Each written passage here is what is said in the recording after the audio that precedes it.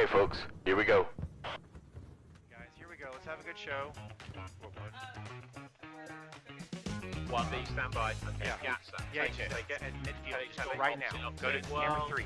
Can 3. you Go to the game. Thank you. Just like that. I'll just go ahead. Yeah, graphics 2 is going to be up for the first game. Okay. Go right now. Go to camera 3. Go, yep. Can you Go to the game. Just like that. No music. I'm going to hand to Q, Sophie. Wait for it. Wait for it. On radio in the Canal Zone. All right, guys, mic check. Go ready. Okay, Ricky, mic. Yep, I am ready. Wait for it. 2.5. Willie, mic check. Yep, let's go. One B, stand by. 10, 9, 8, 7, 6, 5, 4, 3, 2, 1, and we're live. Okay, and go for it, guys.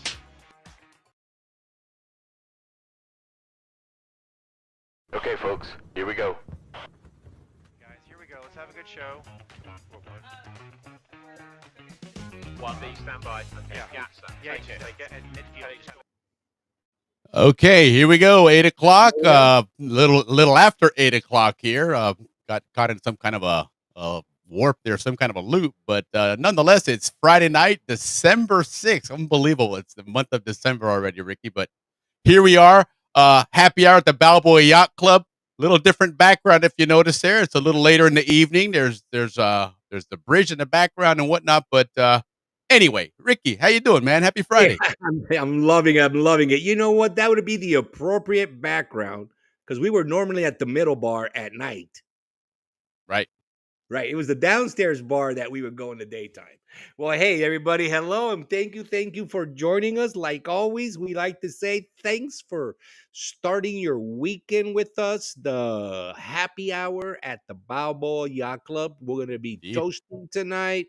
We're going to be talking some great history tonight. And of course, our beloved birthdays. But nonetheless, guys, again, glad you're starting your weekend with us.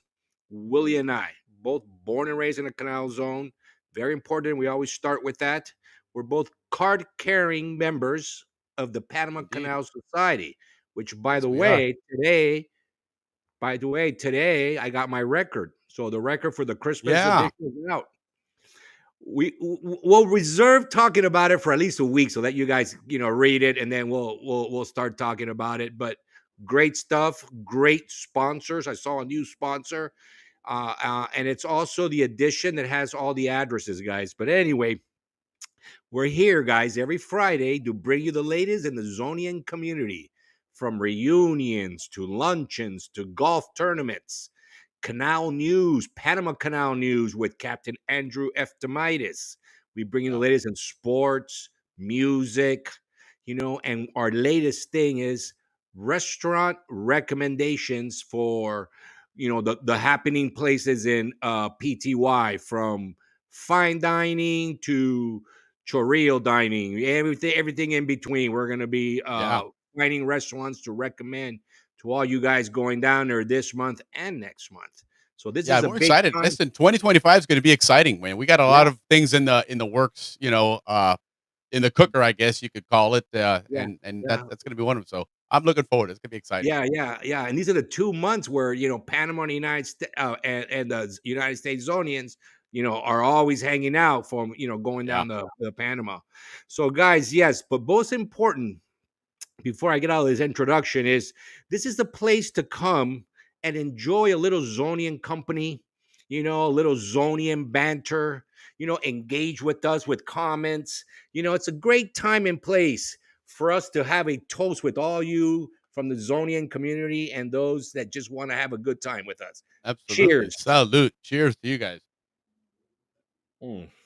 Always a great way to kick off the weekend, like we did back in the day, right? Like Whether it back was in the Thursday day. night at the yacht club, Friday night, and we at the yacht club, one way or the other for most of us. One or And the other. so- We started there. That was like our cell phone. You go to the yacht Yeah. club to find out what's going on. Yeah, it was. It was. And then from there, you go to the spinning club, or you go to Panama, or you go to the beach, or you go, the Howard, or wherever the party was. But yeah, happy hour at the Balboa Yacht Club. Thank you, everybody. Right on, Willie, man. So what do we have for tonight? Well, I mean, it is first of the month, and so we are on calendar this time, unlike November, which things just kept getting scheduled and rescheduled. So, of course, Dave Dahlstrom, our historian, non-historian, is joining us with some Canal Zone history. He's joining us on remote, right? He's out and about, and no better place to be if you're going to be a historian of the Canal Zone than down in Panama itself. So, he's staying Not at one only, of our sponsors' homes yeah, at Las not only, Cascadas. Willie, I always interrupt you. So sorry. No, you're good. Not only is he in Panama, but he just had dinner at Napoli's. He did. He did. He just called right before we were jumping on the air. And they're hurrying up to get to the remote SCN studio down in Las Cascadas, down in the Canal Zone. So we're excited to have him on. In fact, he just popped into the studio, so he's definitely. We know he will be on tonight. No glitches, nothing going on there. So we're excited to have him on. Of course, we're going to have our Bochincha segment, but on these nights, it's a condensed Bochincha segment. And we got to make more room for the birthday list because the birthday list tonight is gigantic, man. You know And what? And Willie, the list gets bigger as the month, it as we does. get into the month. Like the first of the month, there's only a few people, and Yeah, then you just see it grow. But anyways, everybody out there that reached out and let us know your birthdays, thank you, thank you, thank you for that. We have a yeah, for sure. great We're list. we're not sure of everybody's birthdays, of course, because I'm limited to what I see on Facebook. But uh, we're one of our goals, and Ricky and I were talking about it right before the show. 2025. There's certain things that we have to get done. One of them is that website. It's absolutely paramount. We get the website done. We're going to include a calendar in there, and so when you register and join the website SCN Canal Zone, uh, obviously get notified of things. The store will be on there. We're going to help out, of course, all of our partners and sponsors. Uh, but the other thing we want to do is put that birthday calendar on there. And so go in there and put your month and day that your birthday is. And that way we can check every week and, may make for a long segment, but it'll be fun. We may just have it going across as a ticker throughout the show, Yeah, if it yeah. becomes something really, really long. But we do have fun with it. It's cool to recognize people's birthdays and I get messages all the time afterwards saying, "Hey, watch the show and thank you for mentioning me." And it's just a lot of fun. It's a great way to recognize our Zonian community, and so speaking of the Zonian community, we have quite a few of them are tuning in, and Daniel's good to see you again. Right on, Friday Daniel. nights, of course. Love to have you on there. And again, Dave Dahlstrom is joining us. He's down there staying with Andrew, who just messaged. They were in Napoli's just a little while ago, and then they were in the car heading home. And like I said, that he just tuned into the studio, so he's back there in the green room, hanging out, watching the show on the big screen TV until his segment comes on. But good to see him on there. Sheila, good to see you on there as well. You and Mike have it all right on 36. Well, congratulations, happy anniversary. 36 from years, phenomenal. yeah, how about that? Well done. And then my sister's down in Fort Myers. Hey, hello, Sherry, how you doing? Remember they're traveling the country. They're doing their Florida swing here. Been here since August actually. That they came down to the Tampa area. They're down in the Keys for a while. They sold their house. They retired, and they've got an RV, and they're pulling it around the country, man. So good stuff. Good stuff. And now they're in Fort Myers. So enjoy your stay down there in Fort Myers, Sherry, and we'll see you around. It'll be cool to have her in the house for Christmas. We haven't done that in a while, so that'll be fun to have the whole family. But Absolutely, I agree. yeah, so long birthday list, short bochinche. The Made in Panama segment, we're going to focus on something that's actually fairly recent. We're talking about history, and Dave's going to bring up some Canal Zone history, but we're also going to have some Panama very recent history as opposed to last week when we went back to the 1820s with Independence Days. But we're going to go back to last year. If you recall, right at this time last year, there was a lot of stuff going on in Panama with regards to a copper mine, and it was a huge protest that paralyzed the country. There was even a shooting that was caught on TV involving an American, an expat, and whatnot. So we're going to talk about that in that segment there, and again try to keep it short so that Dave can come on and have time to give us his Canal Zone history again from our remote location in Cascadas Lodge. But before we proceed, then let's talk about this being the holidays and everything.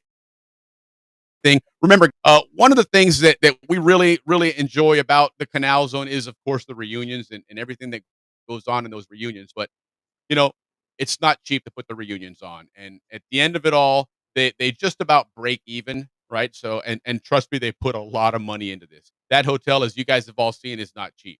Nothing comes cheap there. You know, even deals for groups are not that good of deals. It's just the nature of the convention world down there. But nonetheless, the society does so much more than just the reunion. Ricky, you just got that new record, which by the way, cool picture on the front cover, huh? You know, they're unloading the Christmas trees down there in the Oh, pier. Remember that? yeah. I don't know if you guys can see it, but there it is. There it is. There it is. Absolutely, man. So they were unloading the trees, getting ready for the holidays down there. Remember, we used to get them down at the pier there by the dry dock. On that, I forget what that pier number was or what they call that area there, but that's where you went and got the trees on the Pacific side. I don't know about the Atlantic side, Yeah, but yeah. And Willie, they have a new thing in Panama. Again, interrupting you, but this is important. oh, Speaking of Christmas trees, there's in I think it's in Cherokee or Boquete now they're growing pine trees to look like Christmas wow, trees, and they're selling like crazy in Panama because the Douglas firs are showing up like you guys remember so dry by the time we got them home. If yeah, you remember how much all the leaves would come off or the little pines would come off, and so this company in Panama is growing pine, and the pine cone on top yeah. looks like a Christmas tree, Good like a for them. fluffy Christmas tree, and he's killing it. Everybody's buying those in Panama. So right on to that. What a I found that smart move. on a Instagram site of a German girl that lives in Panama and is recording her daily life there. And it's Oh, a right on. great, yeah, it's great because it's a different angle on how they see Panama. And she found Sure. that, and I never heard of it, but it's really, really popular. Oh People man, go you from should Panama all share the way that there with me to when you look get a at it. chance. Send me her Yeah, link I there, whatever, will. when you get a chance. I'd like to follow that as well. That'd be fun, Yeah, yeah. you know. And then Dodd joining us. Hey, Dodd, what up, man? Good to see you. Good to see you. Heck yeah. Great. So, but anyway, guys, the Canal Society that they put on that awesome, reunion. That record is great. They do a lot of things. In the news lately is this thing that John Hewsom was talking about last week and posted on there regarding the that retirement benefit. Go onto the society Facebook page, log in there and check it out. But apparently, what I saw the other day on the society page, and you can also see it on their website, pancanalsociety.org. I should have it up here if I'm not mistaken. But anyway, apparently somebody, a Zonian in the community, called Chuck Schumer's office because he's, of course, the Senate Majority Leader. So he kind of basically runs the show as to what comes to the floor and what gets voted on, etc. And his whoever answered the phone on his behalf in the office there basically said that they've been getting a lot of calls, and it sounds like they're in favor of doing it as well. So hopefully, fingers crossed that that'll continue. They'll get that on the floor and pass it because apparently Biden has said he'll sign it if it's passed. And what this is going to do is impact retirees from the zone.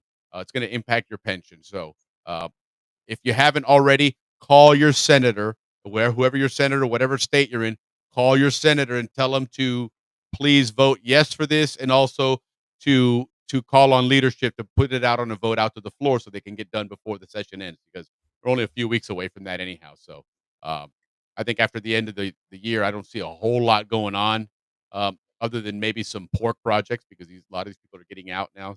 So anyway, um, just something else that again the society is really helping the retirees with and staying on top of that, keeping you guys informed so that the amount of retirees that are on here as members of the society, collectively when they all start calling their senators, they start making noise and the squeaky wheel gets the oil. So And it's Dave, isn't David the one that represents the legislative yes, side of coincidentally, Dave, our we can historian, ask him non-historian, some is also questions. Yeah. yeah, Get he's the get 2 for the price legislative of 1 tonight from David.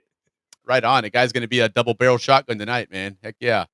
So, but it's true. You're right. That's a great David. point that that is, his role in the society. So, but that's one of the things that, again, you want to make sure that you're staying supporting these things. And the best way to do that, guys, is with your membership, which is kind of the roundabout way that I finally got to this. But make sure, guys, that if your membership has expired, renew it. If it hasn't expired but you're still due, again, go ahead and get it renewed now for January, and and do it right now. We're trying to get 100 memberships as a gift membership program, right? Do it for your friends and family. If they're Zonians, buy them that membership. We've heard from a lot of Zonians on here that have mentioned that they either buy it for somebody or they have one of their family members, a parent or something, still to this day buy them their membership every year. It's $50, right? That's what you're spending right now on a I hate to say it, but even almost on a mediocre gift nowadays with the price of stuff. So, at $50, you can go out to have dinner and spend $50. You're not going to have a whole lot to show for it the next day.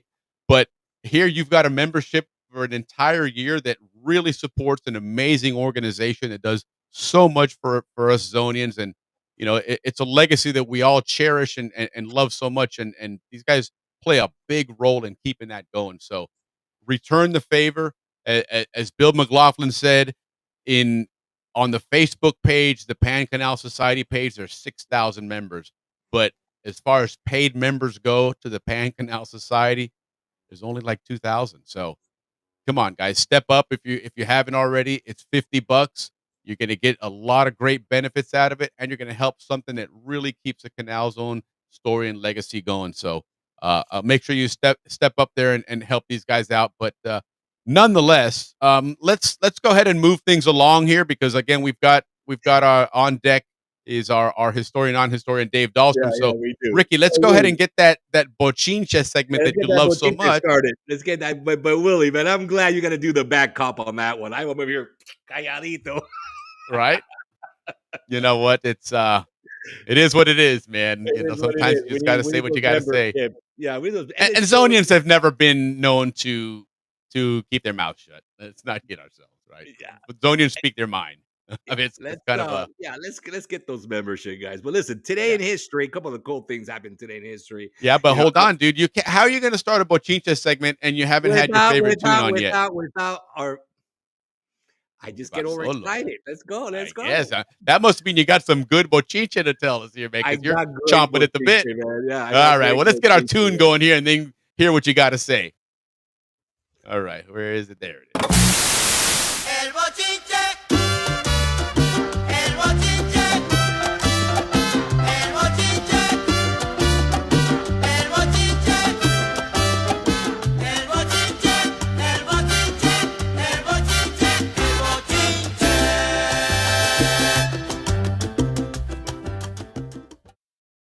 All right. So there you go. There's your bochincha segment. Right on. You know what, Willie? I love the way it developed too. We never had any intentions of having the El Bochincha segment. Here we are, right? Man. We love it, man. And we do. People do love it, man. I appreciate it. Well, today in history, a bunch of cool stuff happened outside the Canal Zone. We're gonna get through this quick because I want to always update people on what happened today in world history. The Rolling Stones. Remember this big alt in Almont, California, Willie? Tonight, the Rolling Stone had their concert where they had the Hells Angels take care of security. Remember hearing about that? Yeah. Willie, can you imagine being at that party? All right, man, what are we going to do about security? Yeah, exactly. Hells That's Angels. exactly what that was. Great idea. Yeah, that turned out well. Yeah, Thomas Edison today invented, came out, well, he invented it before, but he came out with the phonograph, which now is our iTunes subscription. Yeah. Joseph Stalin was born today, as look at well that, as in 1921 the Irish Free State. So Ireland became a state under the Anglo-Irish Treaty. So today, congratulations to them. That does deserve an Irish certainly. Toast Any Irish celebration is going to be a drinking celebration. The Irish. So, salute to you guys. Mm-hmm. Who doesn't love the Irish? Right. Yeah. Also, big day today in politics. Ford was sworn in as vice president. Now, I read a little bit into it. Like why would the vice president resign? Well, his name was Spiro Agnew. Spiro Agnew. He resigned because, listen to this little bochinche. They knew that Nixon was caught up with the Watergate, so the succession they were thinking about that, and this guy had a bunch of his name was tainted with a bunch of corruption. Whether it was true or not, I don't remember, or I didn't read that much into it. But because his name was tainted with corruption, that's why he resigned, and they Sure. brought Ford in, because Ford would have been a better succession to Nixon, knowing that Nixon was going to eventually have to resign. So he was the second vice president or president that resigned ever in our history. The first being in 1832, John C. Calhoun. Well, that's kind of what happened today in history that I thought was worth talking about. But right into Bochinche, guys. If you follow me on Instagram, I posted this video of this wonderful voice that was actually on the NBC show called The Voice, and she made it to the One Direction playoff performance. And the reason I posted her is because she has Zonian blood. Of One of course. our own singing. Like, There you go. we have so many great Zonian singers and musicians, and she just happens to be a relative. She's the niece of one of the Canal Society board members. She's the niece of Bosco and Hector Hoyt. How about that? Great Zonians, great Yeah. representatives of the Paraíso area, great, Bosco was just on a cruise, man. yeah, great football players. These Hoyt boys are great. Well, their niece, her real name is Sheila Roberts, and her stage name is Shy Z, and that's spelled Shyezee. I hope I said that right. Okay. Shy. Shy is her short name, but she is going to Right be on. phenomenal. Killed it on The Voice. If you guys can catch it on NBC, or if you So follow is me she still on the on show now? Instagram, guys, I don't really watch that show. So if the One Directional playoff performance is a one-time gig, she's done. But if it's a continuous, I don't know. Maybe she'll come on. Okay. Reach out to one of the Hoyt brothers, Bosco Yeah. or Hector. Hector. Right. Guys, moving on, a little bit reunion news real quick. This is very important. We talked about it last week. Now, all you guys that are going down there, I know you guys are registered. I don't know that you would go down there or not registered, but if for some reason you're going down there last minute and you didn't register, I've got news for you guys, especially for the ones that live in Panama who want to come and party with the Zonians at Saturday at the Jamboree. Guys, if you're not registered, there are some limitations. This is very important, and you guys listen to this. But nonetheless, you guys can come and chill in the lobby bar. That's always going to be available. A lot of Zonians are going to be hanging out there, and you can also go into the vendor room. And again, a lot of stuff to do there. A lot of Zonians will be there. Then at Yeah, I night, saw where Alex posted a picture where the bags are ready, or they got some supplies in, and so you're gonna have like the tote bags and all that cool that's stuff why you there. want to register, just to get Yeah. that bag. And the artist is Dave Young, Tops. He's Ah, he's nice. he's There's one another step, I collectible. would say, below the top guy, but Dave Yeah. Young is way up there, and he did all the artwork for that. And also at night, guys, if you didn't register, you can go to the Balboa Yacht Club, aka the Canal House, and enjoy some, Shorty and Slim, as well as La Murga de Carnaval. Hey, Yeah. Willie, you notice I'm always using my Spanish accent now? It's very Not good. doing This guy's really stepped his game up the since Murga de the days of Carnival. the backwoods of Alabama before. Now he's really moved it You up know here. what it was all about, but Yeah, man, his capira and stuff now is capita. It's well done. Well Capita, yeah, done. no more Carney and Dude. Polito. Of course. Look at this guy, man. Unbelievable. That's what this So show does, man. we're improving This show changes lives, man. Look The at you. show changes lives. Like, guys, plus you will be able to participate in the group photos by all the town sites. So if you don't register, come and enjoy anyways. Try to register because the bags are just worth it, man. Worth the registration and the fee. Yeah, Also, for sure. for you non-registered, you're gonna have to pay $10 cover charge to get in. All right, so that's the deal with our reunion news. All right, now tomorrow another big Zonian get together. This was in Tampa, close to Willie. The big luncheon is tomorrow. You guys that didn't register, you can still go and hang out, just like the jamboree. Just gotta, you won't be able to eat la ropa vieja and then whatnot. But go anyways and enjoy the Zonians. They're all gonna be there. The whole Tampa crowd's going to be there. And that's what we have on that. And speaking of Panama and the reunion, don't forget the airport. You don't want to be on the long line. You want to be on the short line. So Yeah, right. look for your place of birth. If it says Oh. Panama or Canal Zone, you're in. You don't have to wait a heck of a long time to get through that. And Willie, we got some news, some golf news, Willie. We're still trying to find some of the dates of some of the the big golf tournaments, especially the one Saddleback in Tampa. We're trying to get dates for that. Saddlebrook. Saddlebrook. Saddleback. Yep. I must play too much golf video, bro. Because that's Yeah, that's yeah, that's one of the that's the one in Arizona. Yeah, that's one of the courses on the video game. That's funny. In July, we have the one in Orlando, right? John Duffus has the one in Oregon in June and in October in Arkansas. But we're missing the Texas date and the Tampa date. So any of you guys out there know it, let us know so that we can keep you guys informed of all our tournaments. This is going to be a big thing with our show. And speaking of golf news, I got a call from Mr. Bradley.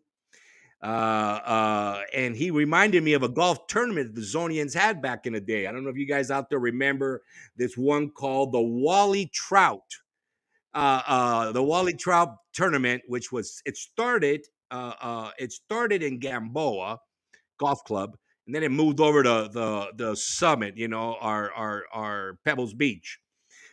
This big Zonian tournament was held by Wally Trout, who was like the chief of the penitentiary out in Gamboa.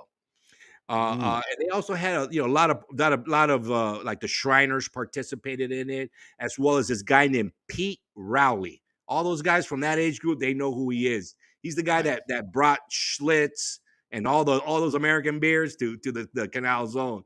He had the contract to bring those in. So this guy would donate 10, 20, 30 cases to the golf tournament. And they would set up, little tents and have coolers and sell beer for 10 cents at each hole. So by the time you got to the 19th hole, you had some good fundraising going on. So anyway, that is, and all the money really went to fund charities and stuff like that. Yeah, of course. But it was a big Zonian thing. Burt Meade and Joe Wood, two big-time Zonian names. Yeah, right on. They kind of ran it. And both those guys graduated with my dad in 55. So right on for that golf news on our Bochincha segment. And guys, and to wrap it up on the Bochincha, we are going to start recommending we're going to start recommending not our recommendations, but you got your guys' recommendations of your favorite restaurants in the Orlando area, in the Tampa area, Panama, etc. Tonight's segment comes from my little sister, who gave me the great idea of doing this segment. She is like last week, she caught it from our last week segment when we talked about 3 restaurants that were award winning. Right. So we're going to have this new segment. If you guys want to recommend 3 restaurants, let us know. You can email us, text us. There's many ways of getting a hold of us. But for Japanese, if you guys, when you go down to Panama, you want to eat Japanese, Makoto is the spot to go. There you go. Japanese, Makoto. All right. Italian, Filomena. And why you want to go to Filomena on Avenida Balboa or La Cinta Costero, however you guys want to look at it, is because it's got the best view of the bay ever. All right. So, and it's a building called the YOO. I don't know if they pronounce it U or YOO, but that's the building where it's at. And Italian, and it's like according to my little sister, one of the better Italian restaurants, Filomena. All right. Okay. Now, one that won an award but didn't make it to the last week's award, because those guys I think were like more of like a not Michelin but more of a world award ceremony thing. Well, Michelin is world. I mean, you're not going to get better than Michelin. Your Michelin star is the top of the line. Yeah, but the one that we mentioned last week was the Michelin star, was another one. Correct. I'm sure less, but this one for Latin America, best Latin American made it. This one, right on. In the neighborhood called San Francisco in Calle Belén. I don't know if you guys know where that is. Well, there's a place there called Cantina del Tigre. Best, and it won an award for best food. These are all Okay. Panamanian fused food. Everything now in Panama is Panamanian. Other than the Italian and the Japanese, the rest are all Panamanians. They're a big food push right now in Panama. You can get some great fine dining in Panama for a good price. And then Okay. she Very good. mentioned two places in Casco Viejo, which I'm sure all you Zonians are going to go visit because it's just beautiful to go there for many reasons. Historical reasons, architectural reasons, restaurant views, just to see all that restoration is totally worth it. But there's two places there Rainer recommends. One is called Haya La Vida, very upscale. If you want to be on a Great really name. nice evening date, or go by yourself like I normally do, go there and check it out. Haya La Vida, upscale.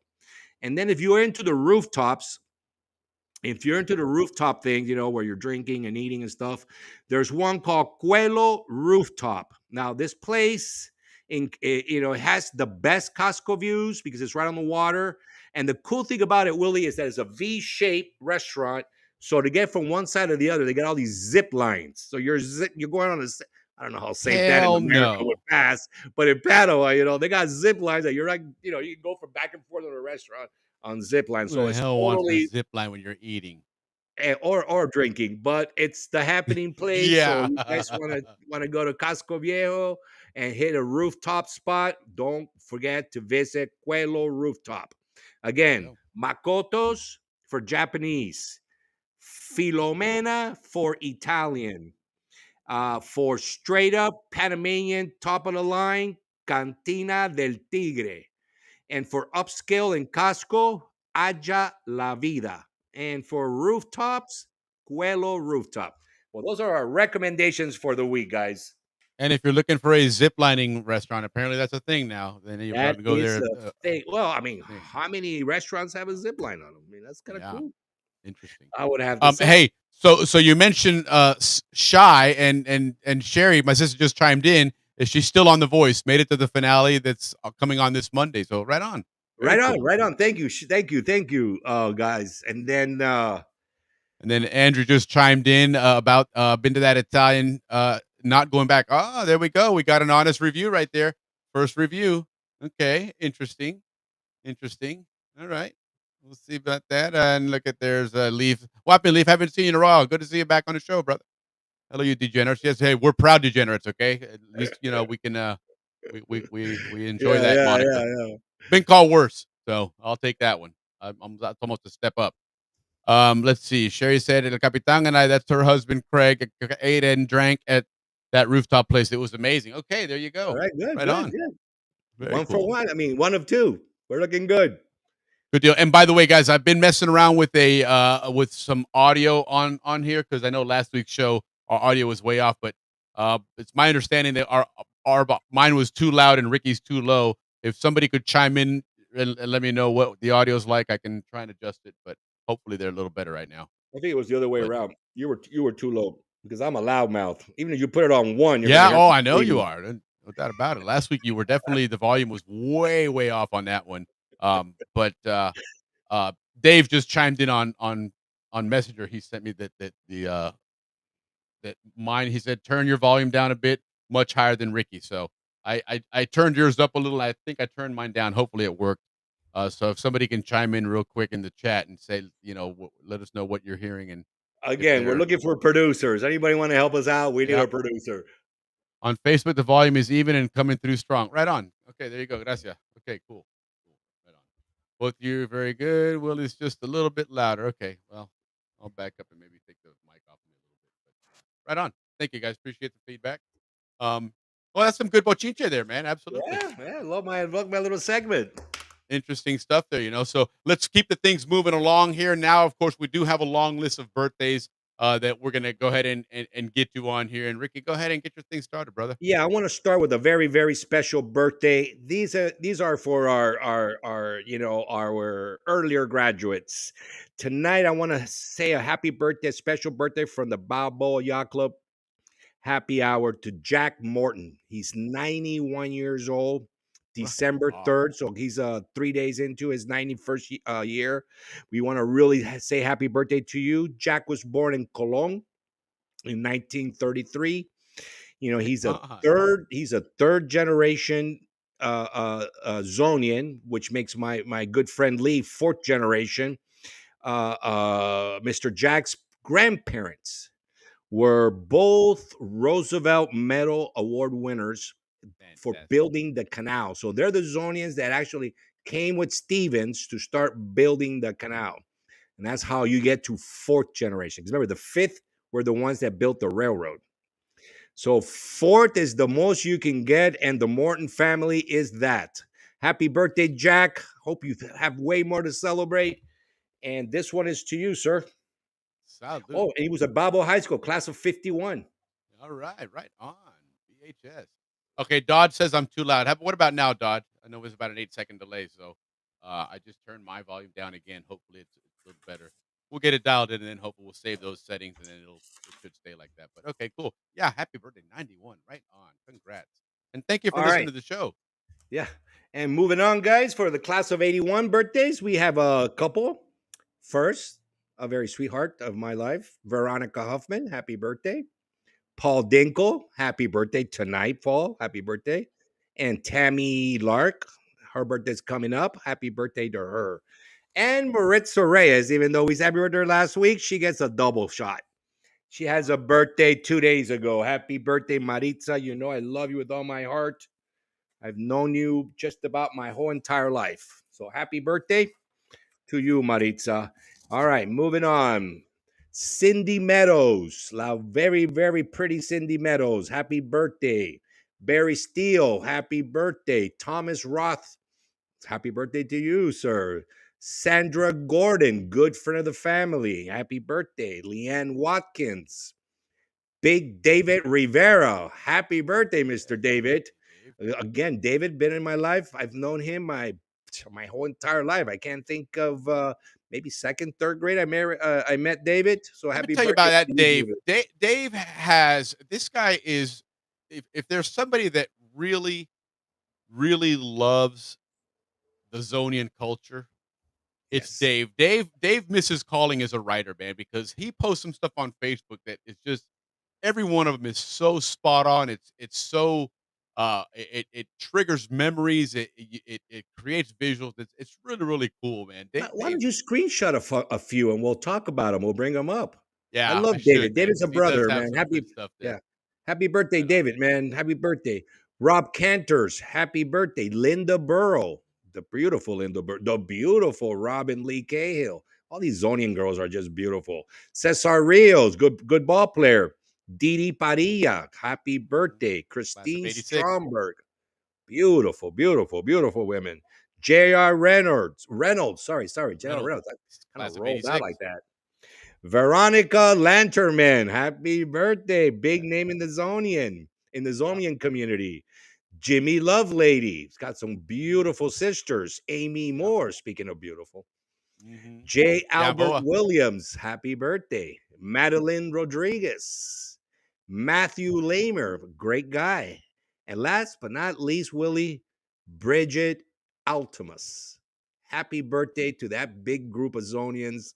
And Willie, not only do we want to wish him a happy birthday, but we also want to leave for the world to remember all the names of the Zonians that came by and we were able to celebrate their birthdays. And we hope that your name stays with history as long as this podcast is part of the world history. Happy Absolutely. birthday. Happy birthday for sure. And listen, anybody that we don't mention, again, we're kind of limited just to what I can pull off of Facebook. But we're one of our goals January 1st is to have that website up and running, and we'll have that birthday calendar on there. Just jump in there, throw your birthday in there, and it'll be real easy, and we'll be able to pull some more on there. Um, again, we may be careful what we wish for because we may wind up with a really long list, We love it. which We is love it. fine. We do love to do that, We so do love we'll it. throw them on And the screen. yeah.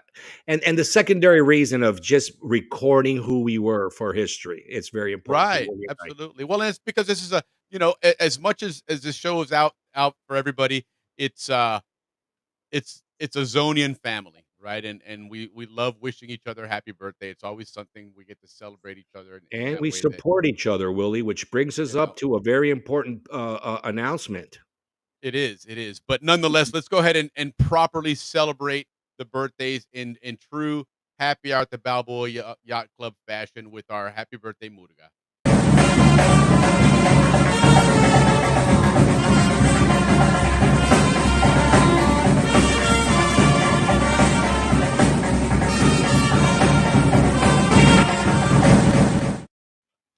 Yeah, that's awesome. That is absolutely so much fun. That actually that music is compliments of Dave Dahlstrom as well. He sent me that one day and he goes, "Hey, this is really more of a Panama happy birthday song than Yeah, just we love to traditional." have David on. We're so David, you can hear us, So man. We're very grateful every time you come on our yeah. show. Yeah, Thank you Dave's an so much, absolute David. beast, man. He really is.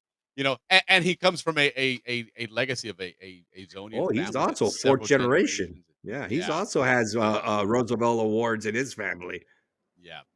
But great to have him on. And Gene Oh, Manager, how are you Gene, right doing? on, Good Gene. to have you on. Absolutely. Hello. Love to have you guys on. And keep spreading the word, guys.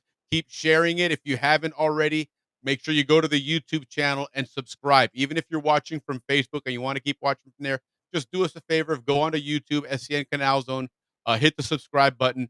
We want to get to 1,000 subscriptions first and foremost, because We're that getting does turn on a lot of we're to algorithms. 300. Yeah, we're doing You good. We're know, doing good. so we're working our way there, but just keep spreading the word and sharing it, and you know, uh, and see what happens. But um, anyhow, let's keep moving the show along here. I'm just kind of giving you a tease of what we're going to talk about here next in our Made in Panama show, because last year there was well, I'll just wait and I'll just preface it here, but let's go ahead and transition over to that.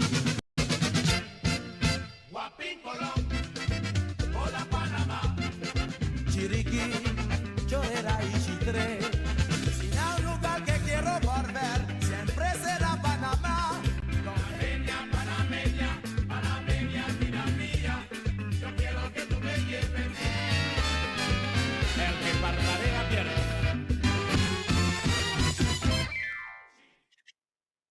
All right. So there we are, guys. So our Made in Panama, this is that segment where we talk more about Panama itself. This show is really about the zone and Zonians and sharing our memories and our histories, half of which takes place in the chat when people start chiming in and remembering different things, even just what street you lived on, right?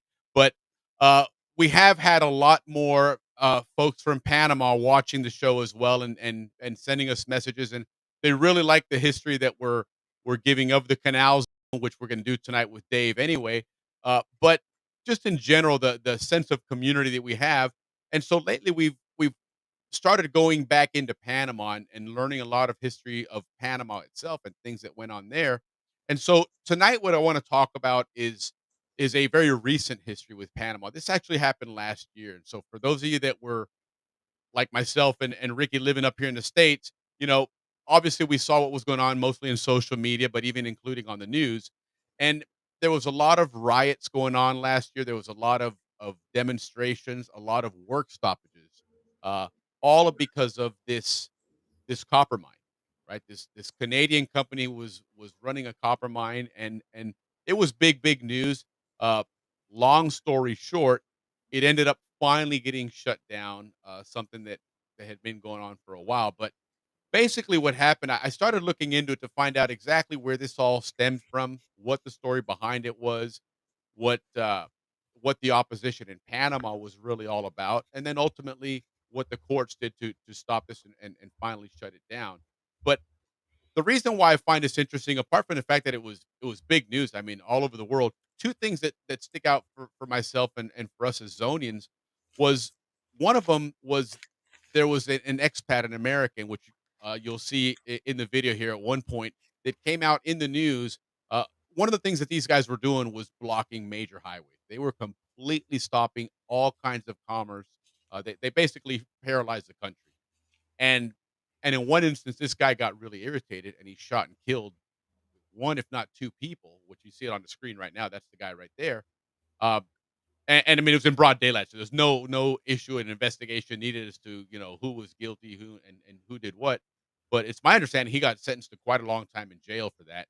Uh, but the story isn't about him doing that so much as the fact that that was part of this entire shutdown of the country because of this opposition. So for those of us that weren't down there that don't know the full history, but I went ahead and started doing a little bit of research because again, the irony here is this guy is an American and involved front and center in the news. But the other thing about this, one of the arguments against this mine was this perceived loss of sovereignty, where they were giving way too much to this mining company as far as permissions and what they could do with that land there.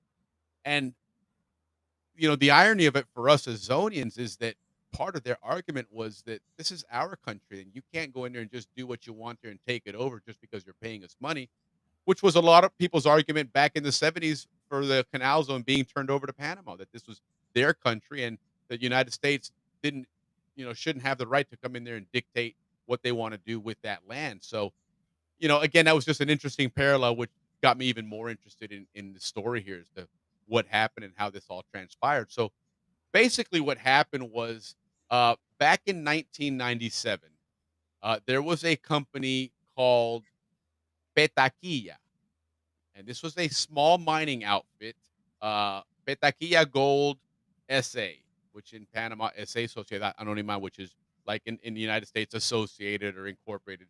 That's a title for a lot of your companies down there. But nonetheless, this company, uh, they were given mining rights in Panama for this copper area. Right, copper in Central America is big business. There's a lot of areas that have a lot of copper, which is it can be very lucrative.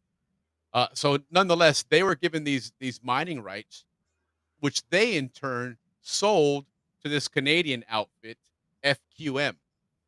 FQM, I forget what that stands for, something quantum mining, but Fidelity Quantum, whatever it is. But Yeah. nonetheless, they paid $60 million for the rights from this Petaquilla. So they ended up being now the company that was going to be running and operating the mines down there in Panama.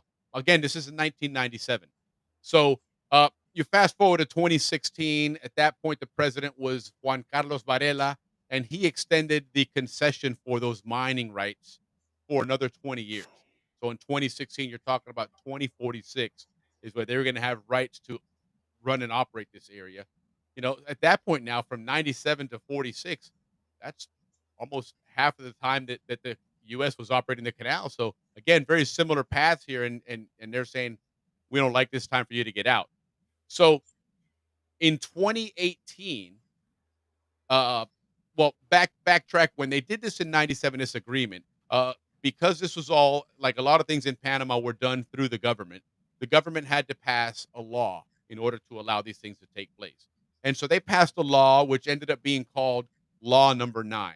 In Panama, they gave the laws. Like here in the U.S., laws are typically given titles, names. A lot of times, it's the name of somebody that the bill is named after, or whatever the case is. But in Panama, they just put numbers on them, which I imagine is where they come off the docket next. But this was law number 9 that was passed that gave them these concessions. And fast forward to 2018, the Supreme Court says that this law is unconstitutional. And I did find out what these constitutional issues were for this particular one. In this case, with Law 9, there was 4 issues that they ruled as unconstitutional. One was this violation of sovereignty. Okay. The law was criticized for granting excessive control over Panama's natural resources to foreign entities.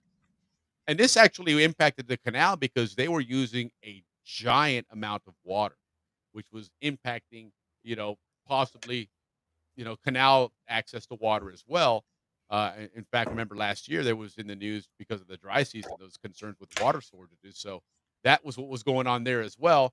There was also environmental protections that the Supreme Court ruled against that that this law did not adhere to some of Panama's constitutional requirements for protecting the environment.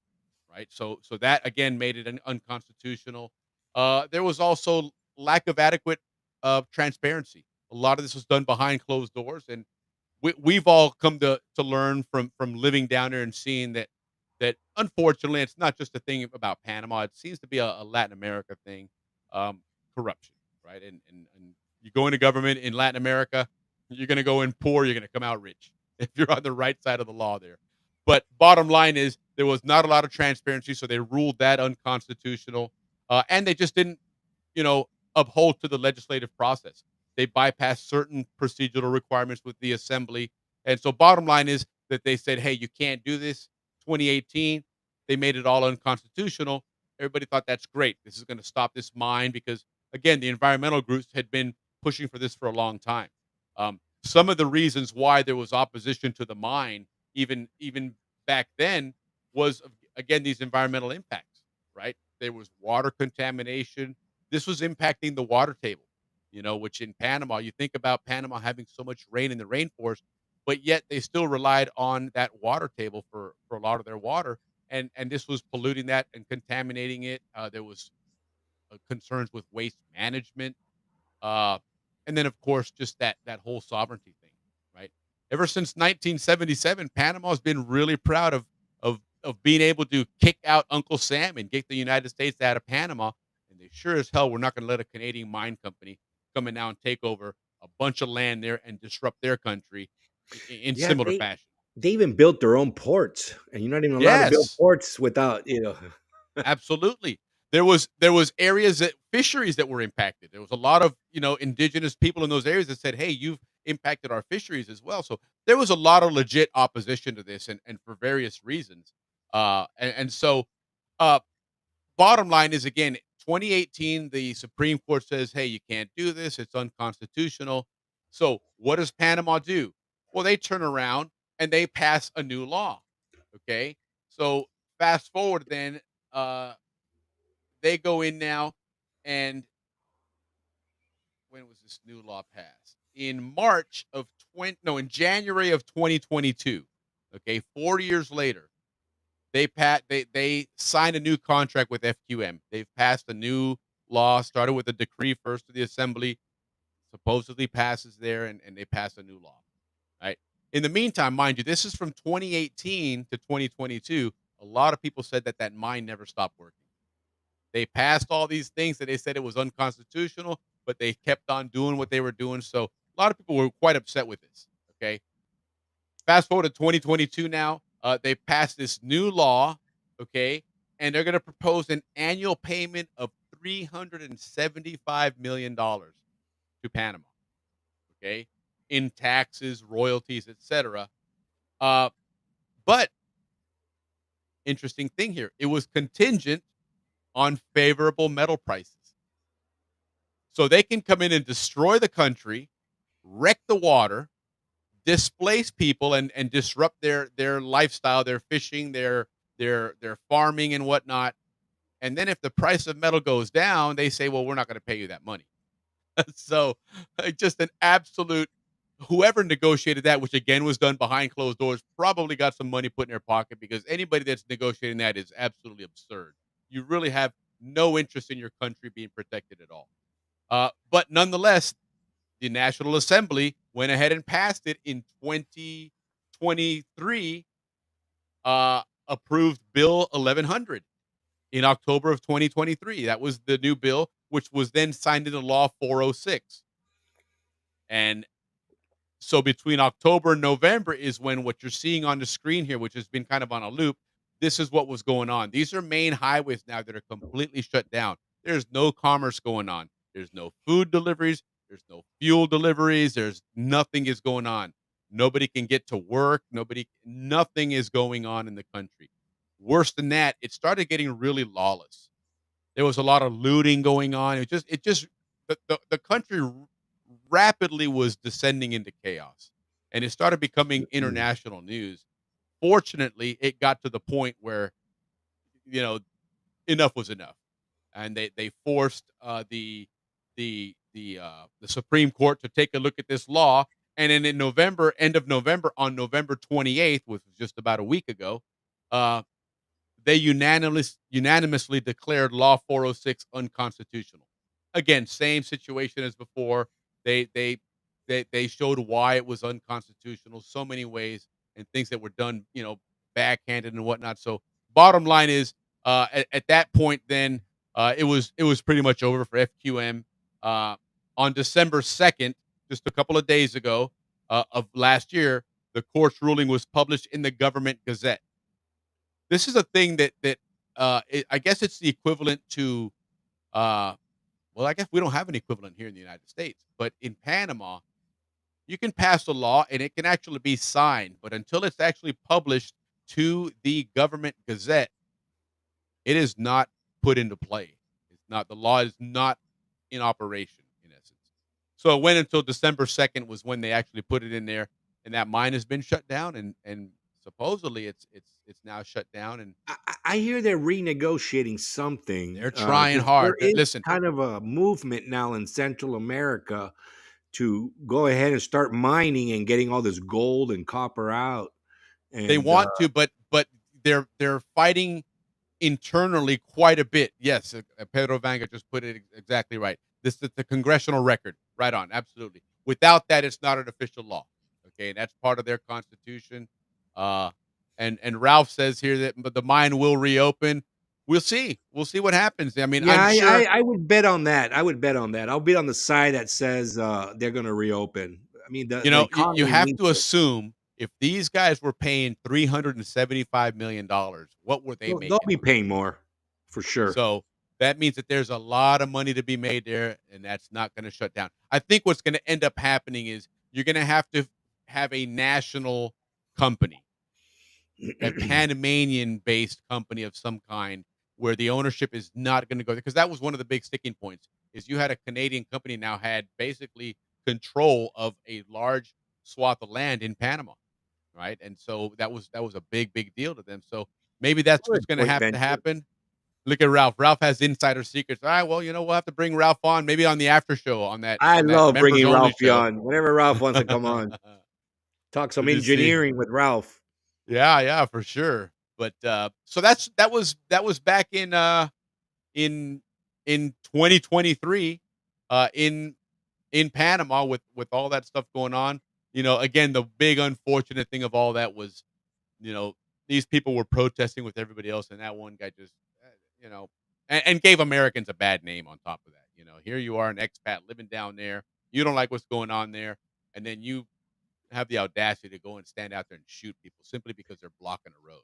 They weren't threatening him. They weren't attacking him. So I don't know all the details of the story, but you showed up there. You came there with a gun. I think you were ready for some action, in all honesty. But that's for somebody else to talk about. I think mental. He had some mental issues too. I would think so. I would You know, think so. I mean, that's you know to go out and do something like that. There's got to be a screw loose there somewhere. But Lee's asking, what do you guys know about the news about the new canal through Nicaragua? I read something on that. I've yeah, been reading that a couple of times. I'm not sure that that's ever going to happen. yeah. We Um, mentioned it a couple of weeks ago, if not last week. Leaf. The big thing is the following. It cost $46 billion to build that real long canal in Nicaragua. If Panama really wants to shut that project down, let's say it takes off, it only costs Panama $5 billion to put in a fourth set of locks. So there's it just doesn't make economic sense for the Chinese, for any bank that's going to finance it. It's just a fantasy for the Nicaraguans to share with the Chinese their naval bases and stuff like that. But sure. it's Get them, going keep them absolutely interested nowhere. in their country.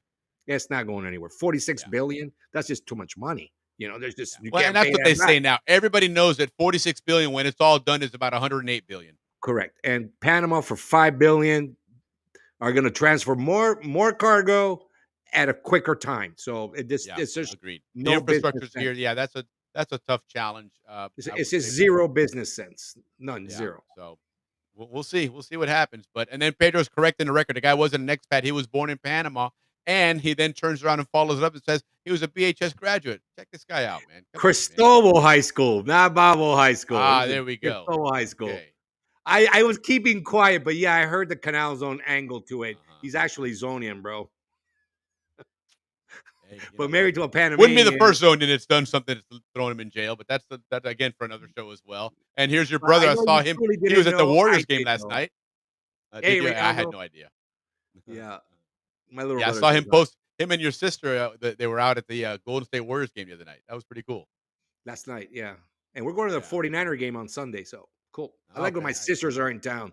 It's so funny, Willie, outside of our show, but I got to tell you this. So funny. When my sisters come in town, I write my therapist a refund because my sisters come and they straighten out everything, man. If you That's got it. any problems, my sisters will resolve it right away, man. So Yeah, they're you like, give "Where'd you them the go get your copay. refund from your therapist? You don't need that anymore." That's it. That's what they do. That's exactly what they Oh, do. I love having my sisters around. Let me tell you, Ronaldo and I Look at are like lost without them. right, right. Yeah, well, I'll tell you what, man. Reina is quite the go getter, quite the busy beaver. That one, she is involved in so many things, man. Good for her. Involved, yeah, Good for her. Yeah. yeah. Her So it's like a tonight with Ralph with the her inside track there, recommendations. Yeah, right? we're getting sidetracked. We got to get to David. We're getting into David. Here's our Yeah, yeah, banter. We yeah. start bantering, and yeah, yeah, Willie. So I You can can say never this: in stop. January, Panama will pay the first of many fines to FQM for the stoppage in excess of 1.8 $1.8 billion. Billion. Yeah, well, something tells me that you know, if It's that the law start. was unconstitutional, then that agreement may not be one that's going to hold up in Yeah, Canada. there'll be another agreement. They'll pay more. They're making so much money. Well, Copper I'm is just through the thinking if roof. that agreement is null and void because the law was unconstitutional, then that agreement may not hold up in court either. So we'll see. Interesting. Yeah, look at right now. You're going to the Niners game right on. Yep. I said last week that it's going through. Okay. Let me see here.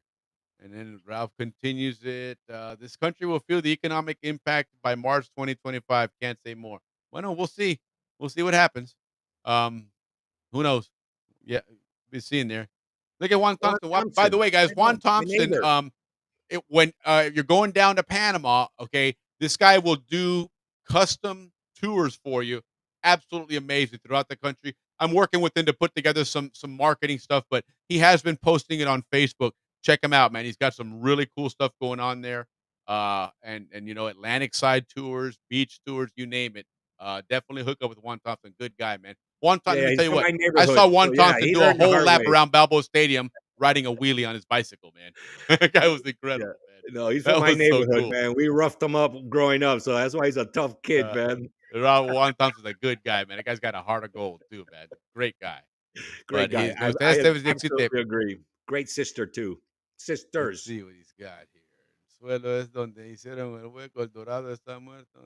I work with JDN at Punta Rincon. Fort Early works with Cabo Drilling. Beautiful Virgin Caribbean coastline. It was, yeah, they did. They wrecked a lot of the coastline there, Juan. You're absolutely right.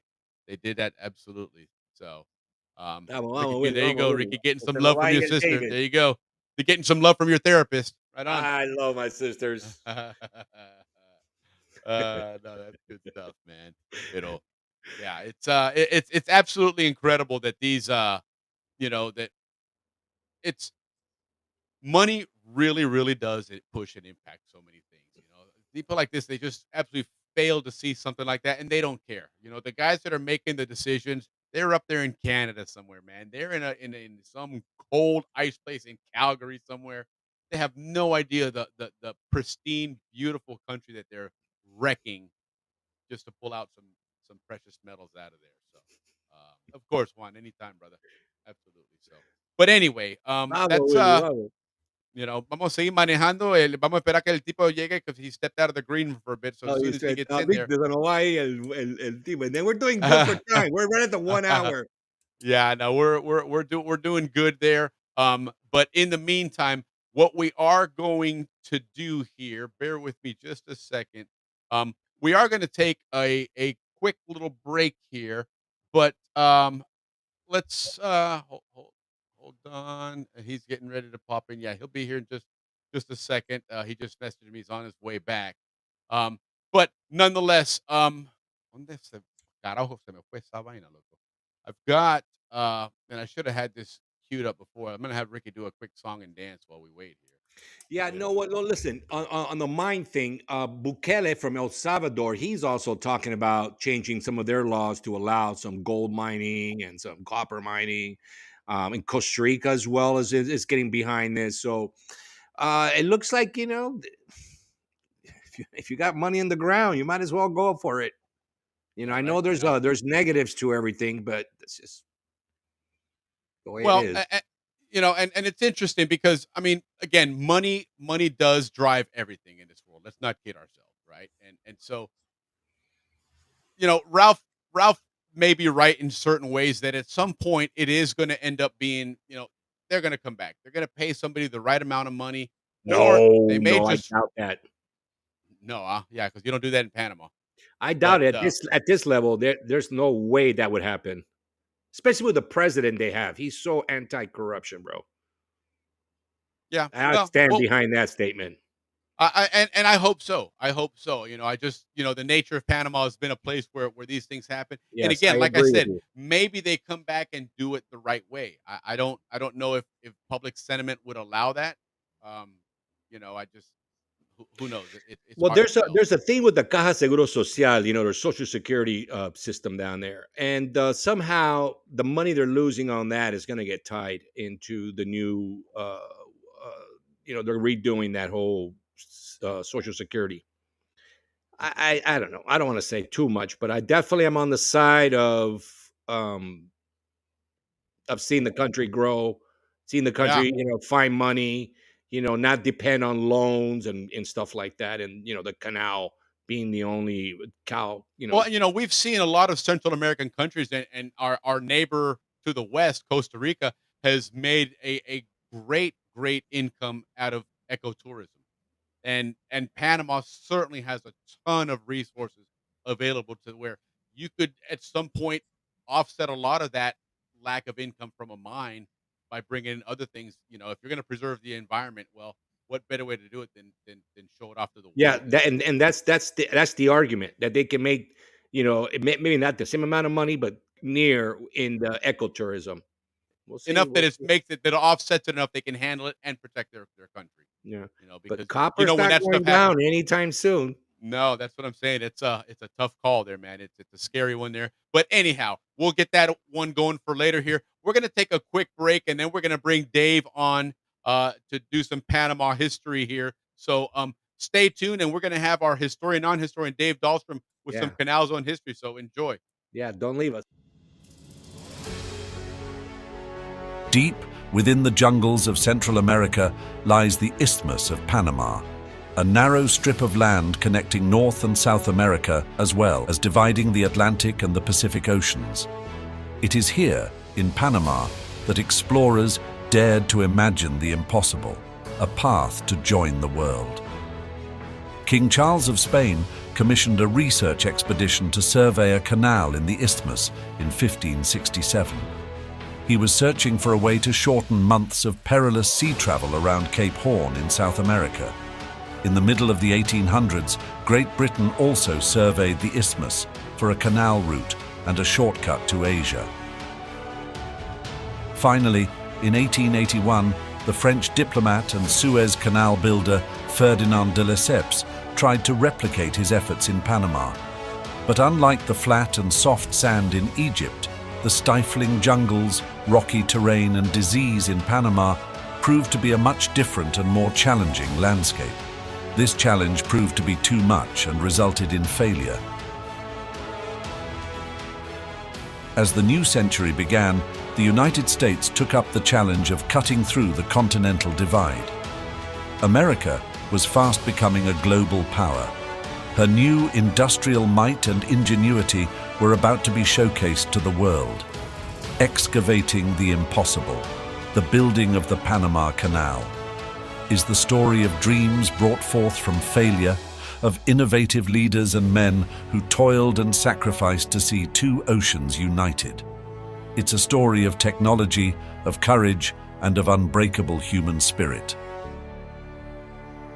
This 5-part series will be the most comprehensive and detailed account of the building of the Panama Canal.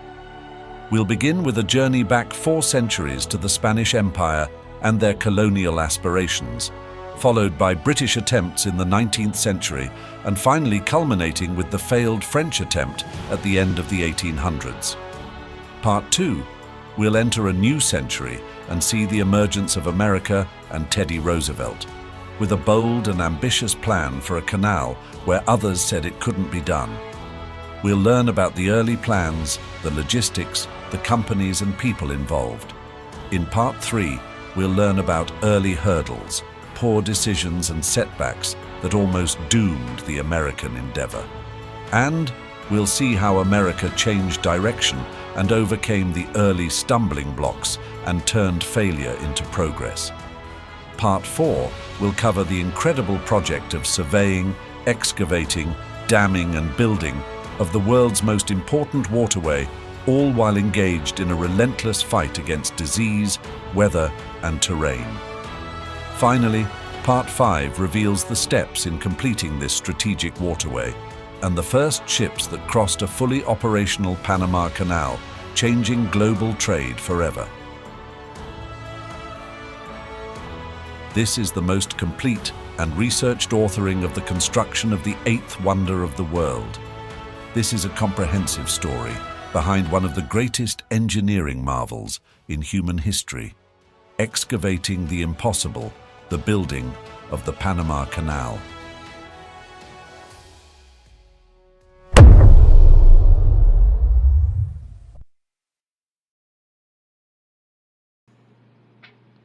All right, guys. Well, here we are. We've got a third person on the screen. That is our Historian. formerly historian, non-historian.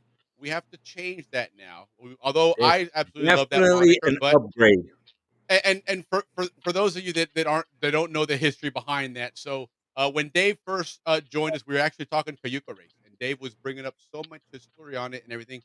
So we got done with the show, and I messaged him. I go, "Hey, Dave, man, why don't you come on and do some canals on history?" That's right. Man, That's right. you were David, you were the dialed in. second guy on from our with me. Yes, Yeah. correct. That's right. It So was all about David. If you remember, it was about the Cayuca race. I mean, yes, we were talking about Yeah. the Cayuca. it They were was, talking and about so prepping for that it.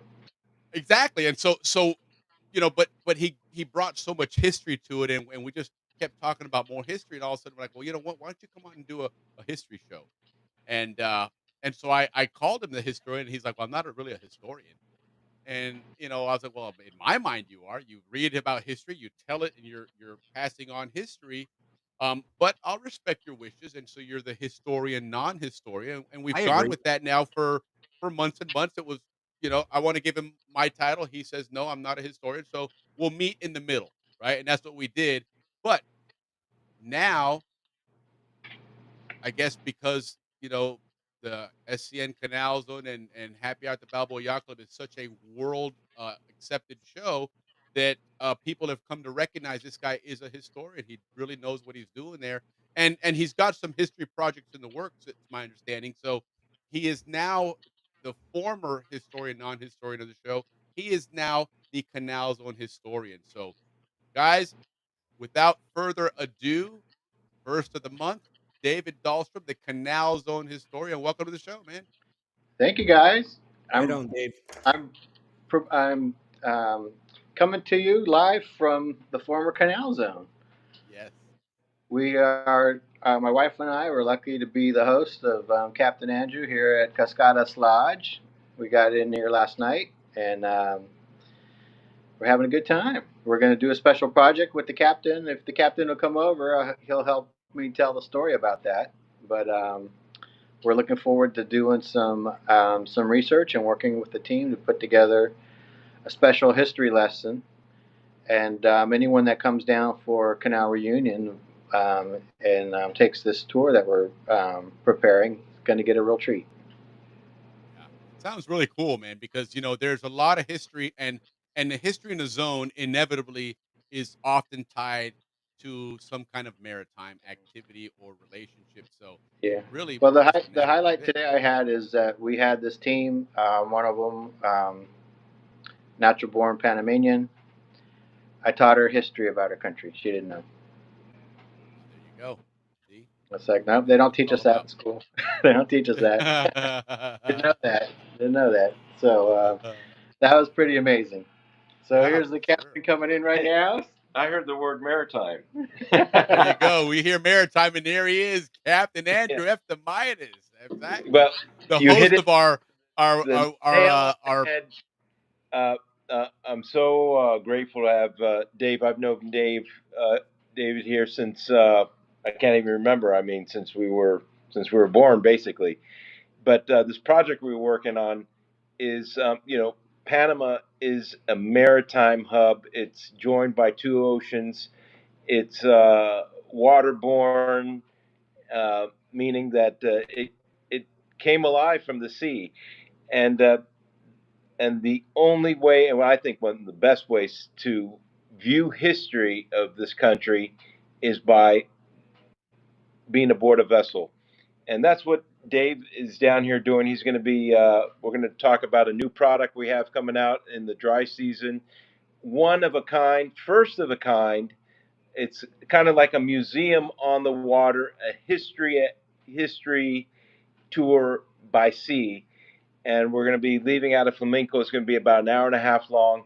And we're going to talk about pretty much the Pacific entrance, the islands out there in the causeway. There is a lot of history that I didn't realize that happened in just this one little area. And so I'm looking forward to what we put together here. It's called the Bay and Harbor History Tour. And we're going to be talking about everything you can imagine that has to do with the Bay and Harbor of the Bay of Panama and the islands out there at Flamenco, Naos, Perico. It's just overload of information that you can imagine. We have American mercenaries. We have Grant. We have Uraca. We have Pizarro. We have Cortez. We have pirates. Yeah, Morgan. We have Morgan. Drake. All these guys have accumulated and junctured here at the end of the causeway, which were just islands back in the day. And we start off with amazing history of, and here's just a little teaser. Imagine this, 1903, Mr. Wang, Chinaman, and a donkey were the first casualties, or the only casualties of the independence of Panama. Did you know who fired that shot was aboard a American refurbished gunboat, armed and reconstructed in San Francisco, California? That's right, Ricky. Right down the street from you, that gunboat was put together. Built in England originally, was a yacht for some Indian millionaire, and then eventually made its way into the Colombian Navy. But who captained that vessel to come down here and lob those rounds into Casco Viejo was no other than Captain Marmaduke, former naval officer of the Civil War, Confederate side. His first officer, Mr. Durham, also an American citizen, and the Surgeon General aboard was a American as well. American mercenaries manned and operated that vessel, came down here, lobbed the shell that killed poor Mr. Wang and the donkey back in 1903. From San Francisco. History, and that happened right off of Flamenco Island on a 40-pound cannon that has a range of about 3 miles. We're going to talk about that. We're going to have static displays. We're going to have before and after pictures. It's going to be hopefully a one-of-a-kind tour. Yes. And so we're looking forward to that. And I really appreciate my buddy here bringing out all that information. And another small tidbit, if you all remember Camp Lejeune, the major training base on the east coast of the U.S., that gentleman came ashore from the USS Dixie in Cologne and basically stopped the Colombian troops from coming over on the train to stop the uprising or the insurgency, as we want to call it. Well, wouldn't that have been ironic if it ended up becoming a battle and having those U.S. mercenaries firing on U.S. ships? Yeah. You'd have had a second Civil War, in essence. I was baffled, and it's just there's so much other history that we're going to be going over on this tour, and it's exciting stuff. This area is just rich with history, and Dave will tell you more about the Japanese encampments or not internments. and a lot of history over here on the Pacific entrance to the canal. So Awesome. I'm I'll excited leave to see what you guys are putting together David. because you can definitely count on us on the show here to support you guys Promote it. in any way, Absolutely. shape, or form on that because that's really exciting stuff and Or another do a Zonian production there to teach the world about the rich teach the canal world zone about history, right? the canal. Right on, guys. Right on. I Positive. mean, Very it's just good. it's exciting stuff. This It is. history, I never gave it much of a thought. Going to the interior, and enjoy the beaches. You never really thought that this is the same land that Balboa, Cortez, all Pizarro. all pirates. You just didn't even think about it from the 1600s all the way up to the 19th century, filled and packed with history. Yeah, Panama is a gem of a place to visit. I mean, it just really here, is, man. guys, we have relics from World War II right here. We have living pieces of history Look here. at that. This See? is from the runways from World War II that were all over Panama. That's We what you get when you go to Las Cascadas and you stay in the heart of the zone. You've got Little a bed and history. breakfast there with everything imaginable, and on top of that, historical items to beat. we got And his a pool. He has ride a from great a pool U.S. too. aircraft carrier that came through the canal. Yeah, that's right. We got Love all that. kinds of stuff. Like a museum in there.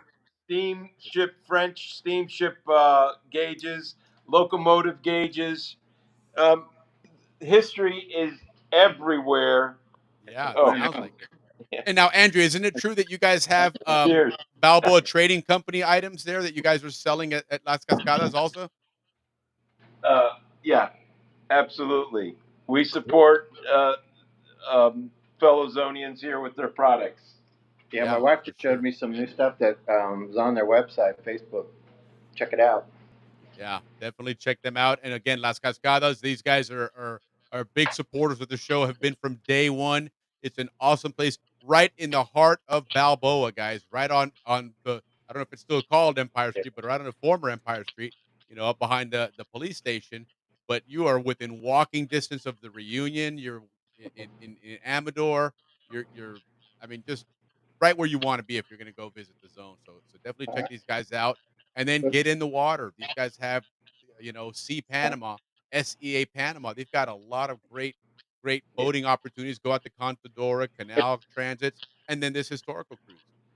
So It's a nice cruise. That boat, really, really nice. So well, let's go ahead and get started. And I guess yeah, I just want to say, I'm going to thank all the folks that I steal pictures from off of Facebook and wherever. Yes. CZ Bratz and Jaime Massault and Panama Old School or wherever. A lot of good stuff out there, and I try to pull together and put it on. But tonight, let's go to the agenda here, Will. The topics I'm going to start off with famous Zonians. Andrew was the inspiration for the famous Zonian topic that I have tonight, and same with the Where Am I? So we'll talk about some things in the zone, and then I'm going to talk about we had previously talked about the Ancon being the first ship to transit the canal, so we're going to follow up a little bit, some history of the Ancon 2 and a boat called the Sturgis, or a ship. And then if we've got any time left, we've finally got this. This is like the third time I've tried to get to this with the Panama Exposition in San Francisco. the segment that If we will do not get show to up. it, before we stop, we're going to go to the last slide there, and I'm going to give Ricky an assignment. I want him to come back and There you go. report. I want to see this one. He's out in San Francisco, so let's get started on this. Yeah, absolutely. Let's All move right. Yeah, right I know a along. little history on that on our what we share. That Pan Pacific Exposition. I know a little bit. I live right next to it too, by the way. Yeah, exactly. All All we right, got a little scavenger hunt. so we're this gonna send famous them on. Right on. Zonian, which Zonian is known as the greatest U.S. Marine that ever lived? Wow. John McCain. John McCain. He wasn't a Marine. No, All John right, Glenn was a Marine. Second clue. The second clue. Go to this next one. Okay. All right. So this one, he also has a 246 square mile military training facility named after him. Wow. Okay. Hold All good. right. No, So just kidding. famous Zonian Marine, has a He's Zonian. 246 square And mile military training yeah, facility. yeah. Well, Interesting. Andrew gave us a hint, but here's this photo. Look at this guy. Well, he looks like a Marine. That definitely looks like. Never mind. All right. The most famous Marine of all time. All right, go to the next slide. The most famous Marine of all We need to find out time. why he is the most famous Marine of all time. All right, let's go. Let's go to the next slide. All right, his name's John Lejeune. And mentioned Andrew him talked earlier a little as bit a about him clue. during Panama Independence. He was on the Dixie in Colón Bay, and when they got the orders to intervene and not let the Colombians cross, he was the man that landed with his expeditionary force. So you got the next slide up,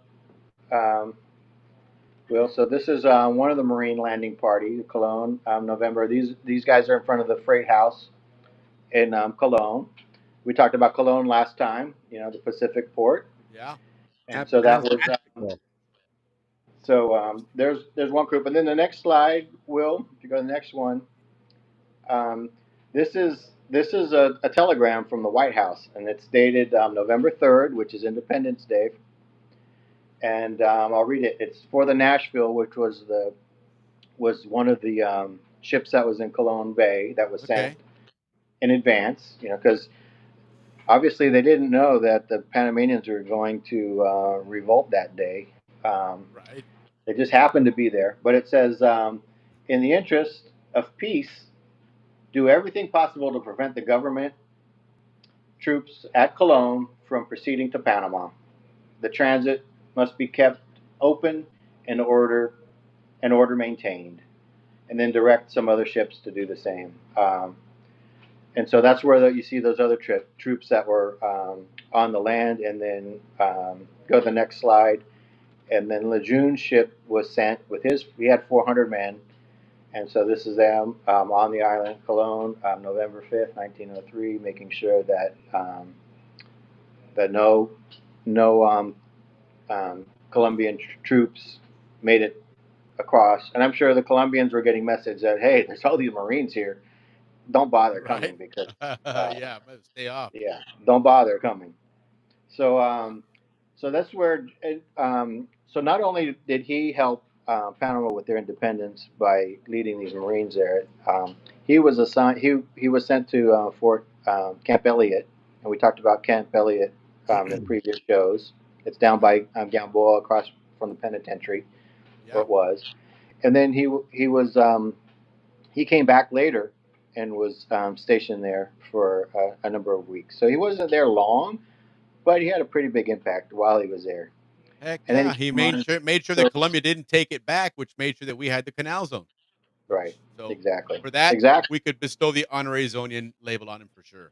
All right. So yeah. So that's one of those things that you hear Camp Lejeune, all this. Now It's there's the a Zonian greatest connection. And then you're like, yeah, there's a Zonian connection. And at one point, I had read where he was actually on the Pacific side, but all the information that I could find is that he never made it past Camp Elliott. But that doesn't mean that he didn't go into Panama City. It just meant that his station was in Elliott. There's just not a whole lot of information I can find. But you got to remember again the way the layout was for what we consider the Canal Zone in 1903. Camp Elliott, that area, that was the end of the Chagres River, or the beginning of it, to where a lot of people were accessing it to get to that Panama City area. Yeah, because there was no Balboa. The train was through there, so I mean another half hour on the train, and he would have been in the city. So it's possible that they made it there. I just can't find any documentation of that at this point. But we just had. I was going to talk about this last month. Last month we kind of got disconnected, so I didn't make it.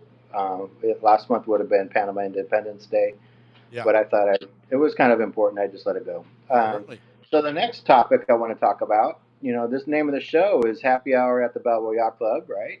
Mm-hmm, absolutely. So kind of fast forward a few years, December 7th, 1945. Wow. And the yacht club is circled there on the bottom of the map, where the yacht club used to be. It's no longer there, but the pier, we all been to the pier. Mm-hmm. But December 7th, 1945 is tomorrow, which is also Pearl Harbor Day. Correct. So what the heck happened here on December 7th, 1945? 4 And years after Pearl Harbor. all right. No. Did I get that wrong? I got the wrong date. I apologize. It So it should be was Pearl supposed to be Harbor Day. 41. Oh, it is Yeah. Pearl Harbor Day. Yeah, Okay, right Pearl on. Harbor. I'm sorry. All I'm right. sorry about that. No, we're good. I got the We're date. good. Okay. All right, so go to the next slide. We're zooming in a little bit. 2 beers at the Yeah. reunion for that one. Yeah, right. What's Well, that? we'll drink to that. There we go. We'll cover for you there. We can take You a owe drink. us 2 beers at the reunion for that one.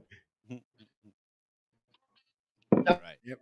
Never mind. So what was the quarantine area? Okay, Yeah. interesting. So that's what it says on the map there. I think he's So when we look closer, just north of where the yacht club is, there's an area map called quarantine Right above it, area. yes. Quarantine reservation. And I was to Andrew about it because his house, he had a house reservation. And you guys, everyone's driven by it. It's where the Radisson Hotel is. You know that area. You drive into the Radisson. There's a flat area in front of the headquarters. Yeah, that's right before those And I hills. said that was where they had the Japanese. Oh, in Panama too, huh? Right at the like within an hour, Japanese and Italians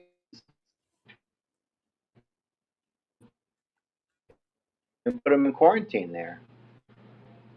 And that was called the quarantine area.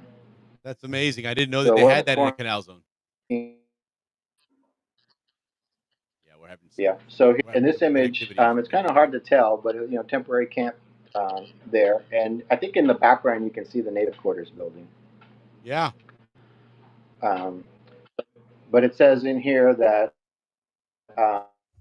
some 300 after an attack on the U.S. territory, which was Hawaii. It wasn't a state at the time. And then they interned more than 1,500 Japanese, Germans, and Italians. But the U.S. and Panamanians had been monitoring Germans and Japanese for several years, since like 1939. Sure. And so they had a list of who was of interest. They knew where to find them when they needed to. They rounded up everybody, and then they knew where to find them. Interview process, and they knew where to find them. Like I said, within an hour. You know what's interesting, Dave? When you look at that picture and you talk about that building in the background, that's that Navy headquarters building. That means that little building in the front there, when we were down there, that building probably wasn't there because that's where the Amador Road went.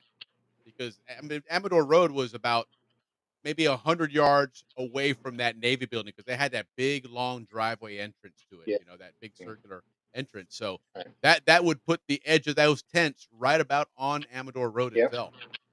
Yeah. That's pretty cool. So I've got a couple of other photos. You can see. I think part of it is I can't really tell from this, but what they did is they rounded up everyone and put them there. And I remember my grandfather telling me that he was an engineer, and where they went and they were told to get put the fencing up with the concertina wire up. Wow. And so I don't really see concertina wire. I already see a fence that looks like it's been there already. But what they did is after they gathered everybody up, eventually they put them on the train and they took them over to Cologne and put them on a ship and sent them to the United States. Oh, so this was like almost temporary housing. What you're seeing in these images are primarily it's just the women and children, but they're being escorted to the train to go on a ship, and so that's why everyone looks like they're dressed up and have their luggage and going. It's because they're being moved. So you go on to the next one, and you can see this is some of the men being moved, and you can recognize the Panama Pullman car. Yeah, certainly. It's one of the older ones and stuff like that. And then the next one. Some more. Some of these might be in Cologne. They're getting off in Cologne. This one looks like it's the front street in Cologne. You can see the buildings are right next to the railroad station. they're not labeled, other than Japanese internment and stuff like that. The next one Right. are women and children on the gangplank of the ship going up, and it says that they were part of the enemy alien control program. There you go. All right. Always So got to have a then, good government name for a program. yeah, and then the next one is that there was an Italian luxury Now, you know liner what's that. interesting about this one, Dave? Going Yeah. back to this one here, it's got the date of the 6th of April. So it took quite a while for this to take place because, Well, we went back and started they December rounded up 10th. they rounded up Japanese and other foreign aliens in South America too. So yeah, it just didn't happen in one day. It was over probably weeks and months. Okay, so this particular shot just happened to be a group on Yeah, April 6th. Gotcha. yeah, and Okay. they probably say they did some checking. Not all of them were sent away. Some of them were let go, Sure. but some of them were kept. Some of them were accused of spying. They're Japanese that lived on Topoga Island with fishing boats that never came back with a catch, and you know, um, Japanese that were caught at the port writing down names of ships that were in port, and Japanese that had tuna boats that could be converted into mine layers and stuff. Just certain happenstantial things that were reported, Sure. um, but the U.S. set up enormous amount of fortifications, and we'll get to that at some point, not tonight. To try to stop aerial attacks, submarine attacks. Submarine nets, minefields, searchlights, anti-aircraft guns, all these airstrips. Those that landing strip that Andrew showed you for all these airstrips that were Yeah. put around the country. Billions of dollars. I mean, billions of dollars of um, just some fortifications at Mere Forest Locks for $300 million. That was back in 1940. I mean, Imagine that. Yeah. Well, imagine you how much think about it, the money was canal spent. was if there was ever a military purpose for the canal, World War Yeah, II was that epicenter. You had a yeah. truly global war, and you had to be able to move things from one ocean to the other, and they were absolutely dependent on that. You were not I going to think, take yeah, 3 months to get a ship to the other theater of war. yeah. And yeah, the Japanese had plans to bomb it, torpedo. They had a special submarine that had airplanes that could be launched from them. Correct. They were huge submarines, and Yeah, they they just put ran out of time. anti-torpedo nets by the locks because they were concerned Well, about one that. of the things with the torpedo nets, when they'd open the net to let the ship through, the torpedoes could come through. Right. So it was kind of like, no matter what they did, it was almost like there's no way to protect it all. It's just too big.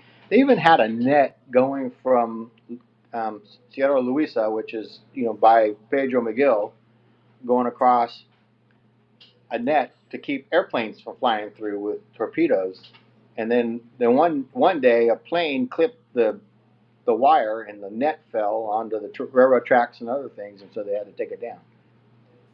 I realized they didn't work. Well, I mean, just an accident. It's like too Right. dangerous. Let's go on. The next one is it's this luxury Italian liner that came through. It had 1,500 passengers on it, and I guess most of them were men. Um, so Sure. they were probably going. But anyway, they ended up confiscating the ship and taking everyone off board, and then sending them to Ellis Island to be processed, and then went on to Fort Leonard Wood in Kansas. But they took everybody, all the maids and all That's everything. hilarious that they thought they were going to go through the canal and just be allowed to do that. Oh The man, canal said, too, "I yeah. don't think so. You Yeah. give me that ship right Yeah, now." yeah. So Fantastic. to end with the quarantine station, I remember my mom would, when we would drive, she'd say, "Oh, we're going to the quarantine station," or Amador Pool was there. I never knew what that meant, Right. and then It's amazing. it's one of the things. And then of course Andrew lived there. We both lived on Amador for at least a couple years, and then he lived right up on Loma Plaza for a while, and he never knew that was there. So I Yeah. thought it No, was I didn't something either. I'd share, especially tomorrow is December 7th, which is the day that started. So Sure. so Yeah, it's um, interesting. We always think about that just in the United States, but as a U.S. territory down there and a very strategic U.S. territory, yeah. that was And so then the last one I had was interesting is that notice absolutely um, No photographs were allowed in the canal zone, and they arrested, Japanese and others that were going through the canal, snapping pictures and stuff, saying, they're just tourists. But no nonsense. You couldn't do Even it. that guard's got his face covered. Can't do it. So to do this harbor tour, It's like they were Kuna Indian or something. These guards. yeah, 75 years ago, we would have been arrested by doing this, going out taking Right. pictures and doing. But now we get to tell the story about all the stuff that happened, and there's so much stuff. And when Andrew asked me to do that tour, I started writing a list for him, and it's only an hour and a half, so we're going to have to leave a lot of the story on the cutting room floor because there's just too much of 500 years. It's just amazing. It is. All right, so the next one, kind of a follow up. It's which Zonian earned 5 battle stars in World War II and probably brought us Christmas trees. Okay, here we go. Zonian, World War II. Okay, probably not watching the show, but brought Christmas trees to the zone. How about that? Probably. Who do we think this might be? I know her sister did. Oh, there you go. All right. All right. We talked about her before, but it's the Ancon 2. We talked about the Ancon 1. Ancon 2 was one of the Pacific Line ships with the Cristobal. It was built in 1939, but in 1940-41, it was basically seized by the U.S. government, turned into a radio command ship. And so this is that's why it has all these towers on it, those radio control towers.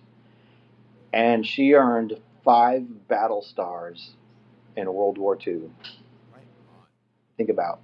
And she has an incredible history. I mean, basically, I want to say she created the history, but man, she followed it. Everything we know about World War II, she was there. And so we're just going to want to touch on that, some of the history that we have. Because I know the Ancon, my grandparents, my mom, they take it up to New Orleans, and maybe it brought Christmas trees down. I always knew the Cristobal did, but that's how we knew these ships. It brought our groceries. It took people up on home leave, and then it brought us. It impacted everybody's lives. You didn't even realize it. Yeah, and this ship had such an awesome history. You think in class they would have made us all go on it, and You would think. Listen, that's what we've talked about before. That without your history perspective here, we don't know a lot about the zone. That's it was why just you a are the ship Canal Zone on historian. Tuesdays, every other Tuesday, right? I mean,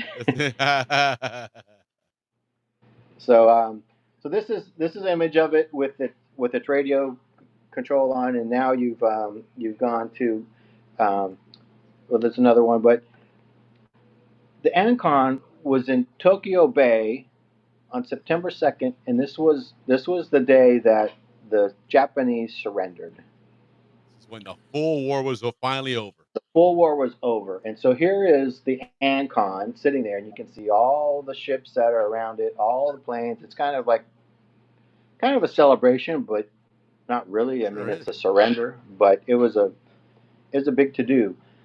But the message that General MacArthur, who was on the Missouri, this might have been taken from the Missouri. I can't recall what the notes were on it, but when they spoke and transmitted the news, the Ancon was the ship that was transmitting the message. Oh, how about that? Wow. So that is a global history then. That ship played a role that the entire Earth is familiar with that message. Yeah. And so the inscription on the photo is that these sailors witnessed the signing of the surrender in Tokyo Bay, and literally were right off the bow of the ship, watching it, listening to it, and then telling everybody what's happening. And that's our Ancon. So the if next you sailed one, on the Ancon, you were sailing on a ship that was in the middle of one of the big historical moments. This is a ship that, and when I finish the story here, this is a ship that the Germans were actively seeking because it was a communication ship, and you try to go after communications. Certainly. It dodged so many kamikaze attacks, and other bombardments. U-boats probably. Yeah. So we'll go to the next one. Go to the next one. This is a photo of taken from the Missouri, the battleship Missouri, where the surrender was signed, and Yep. that little black dot in between the guns on the right. Yeah. That is the Ancon. So go to the next one. It's a little bit closer, but the inscription here says that that on the bottom, the ship to the right distance is the USS Ancon, and so you can kind of see its radio tower sticking up. But Sure. that is the front of the Missouri. That little black dot on the left, and those are the That's forward so guns. cool that they kept the name Ancon for it as well. Yeah, or it's probably called the AGC4. Yeah. Well, I mean, they all But had their names. right? Because it was the SS Ancon, and then Yeah. when it joined the Army or Navy, it was USS Ancon. But after Pearl Harbor, it transited the canal, so it actually did come back through the canal as a Navy ship on the 31st, so Christmas Eve or New Year's Eve, 1944, on its way to Pearl Harbor, and then it spent time off of Tinian and Iwo Jima. We know what's happened there, and Tinian is where they sent off the Hiroshima, Nagasaki the bombers, Enola Gay. So I don't know what role that the Ancon had. I haven't found anything about that, but it was there, and it's a communication ship. It probably had a role. Probably relaying from forward observing ships and stuff. It was one that they would have to maintain that signal. Further research would find out for me, but I have a feeling that it was involved in the bombings somehow, and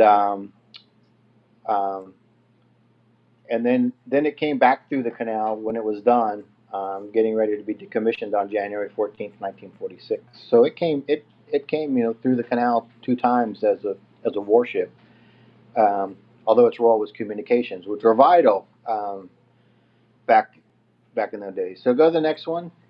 I think you're 1 or 2 ahead of me, but after. Okay, you got the sailors there. Says the larger ship in the distance is the Ancon, but on the bottom right of that photo, you can see where the Japanese and the American officers are actually re-signing a correction to the surrender notice. But you can see that the Ancon is right there looking over what's happening, and I just thought that was an incredible photo to see. Sure. You can read about it, but it's great to see a photo like that.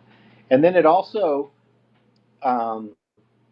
was in the Battle of Normandy off the coast of Omaha Beach, and we've all heard about Omaha Beach and D-Day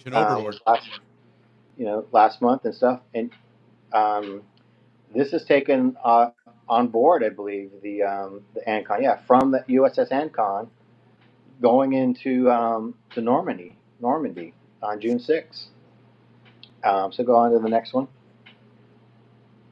And this one, quick. It was just before we move on, because there's a couple of comments in the chat that we want to get to before we move on too far. So Leaf was asking back on the causeway and surrender. There was that rumor of an ICBM on the causeway and whether that was true or not, because that was a rumor that was going around. Is that anything you've ever heard of?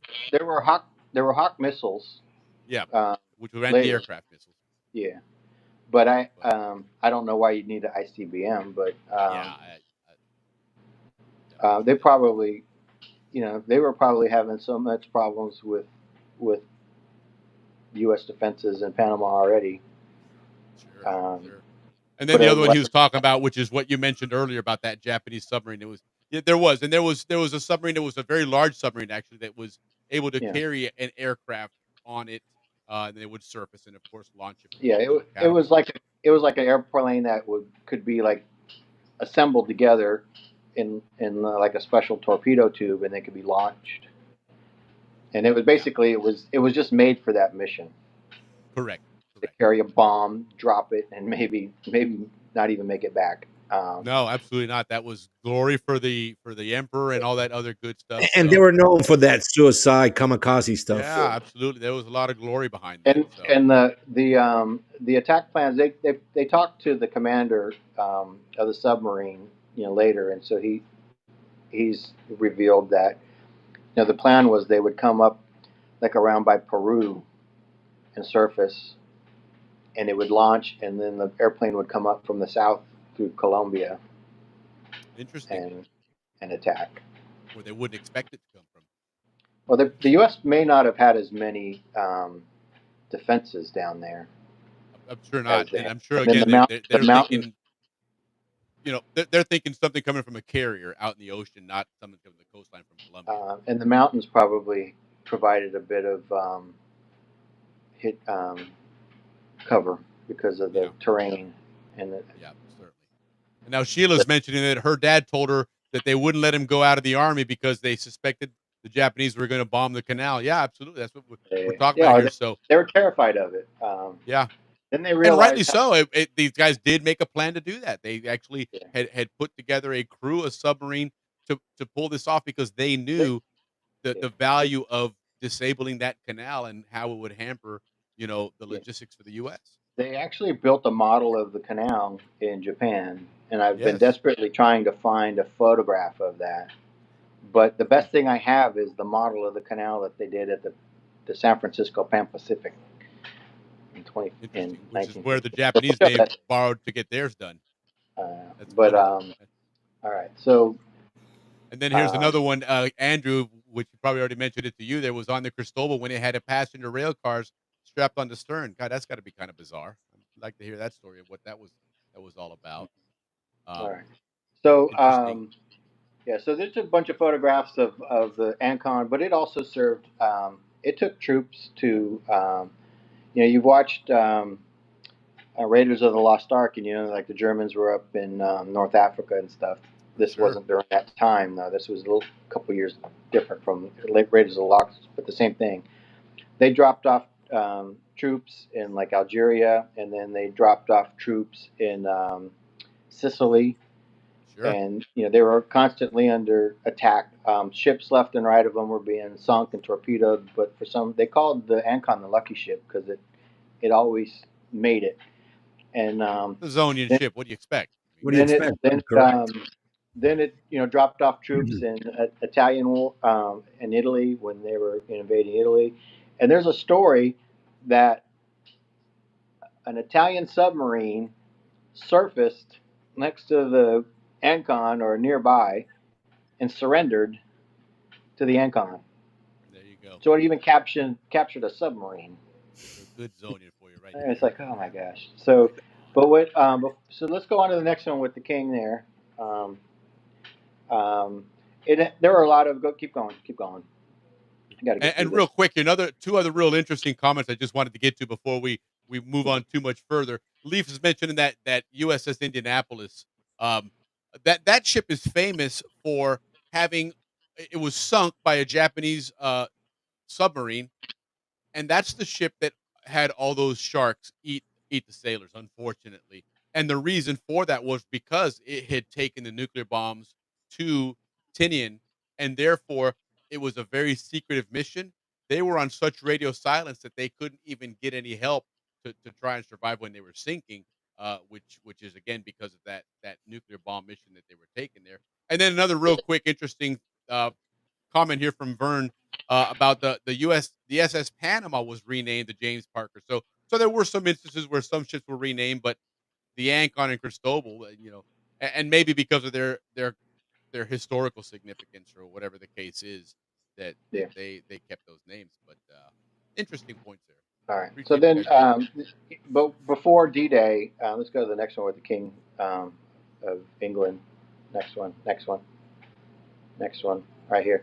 So King George VI came on board. So did the many other like famous U.S. generals had been on board. But this was right before D-Day, so he came on board. So he had distinguished visitors too. So this was a ship. I mean, you can't go on every ship in the Navy, but this was one that they felt it was important enough to go on Certainly. because it was playing a vital role. So I just thought, we talked about the Ancon before, and then there was a question about whether it's a new Ancon or old Ancon, because obviously the one that went through the canal during opening wasn't the one that we knew. So I found this history, and I thought it was, tied in well with um, Pearl Harbor Day and all that stuff. Yeah, absolutely. So, Absolutely. And then, of course, that Zonian connection is all fantastic. right, all right. So we'll go on to the next one. Old Gatun, and I can't remember. Maybe King George is the one that knighted some of these. I know, like Eisenhower and stuff, they were knighted, and he may have been the ones that knighted that. So he knighted Zonians as well. Um, Old Gatun, we talked about Old Gatun in the last one, and so I wanted to talk about some sites of World War II anti-aircraft batteries that I didn't talk about last time, and also the site of the floating nuclear power plant.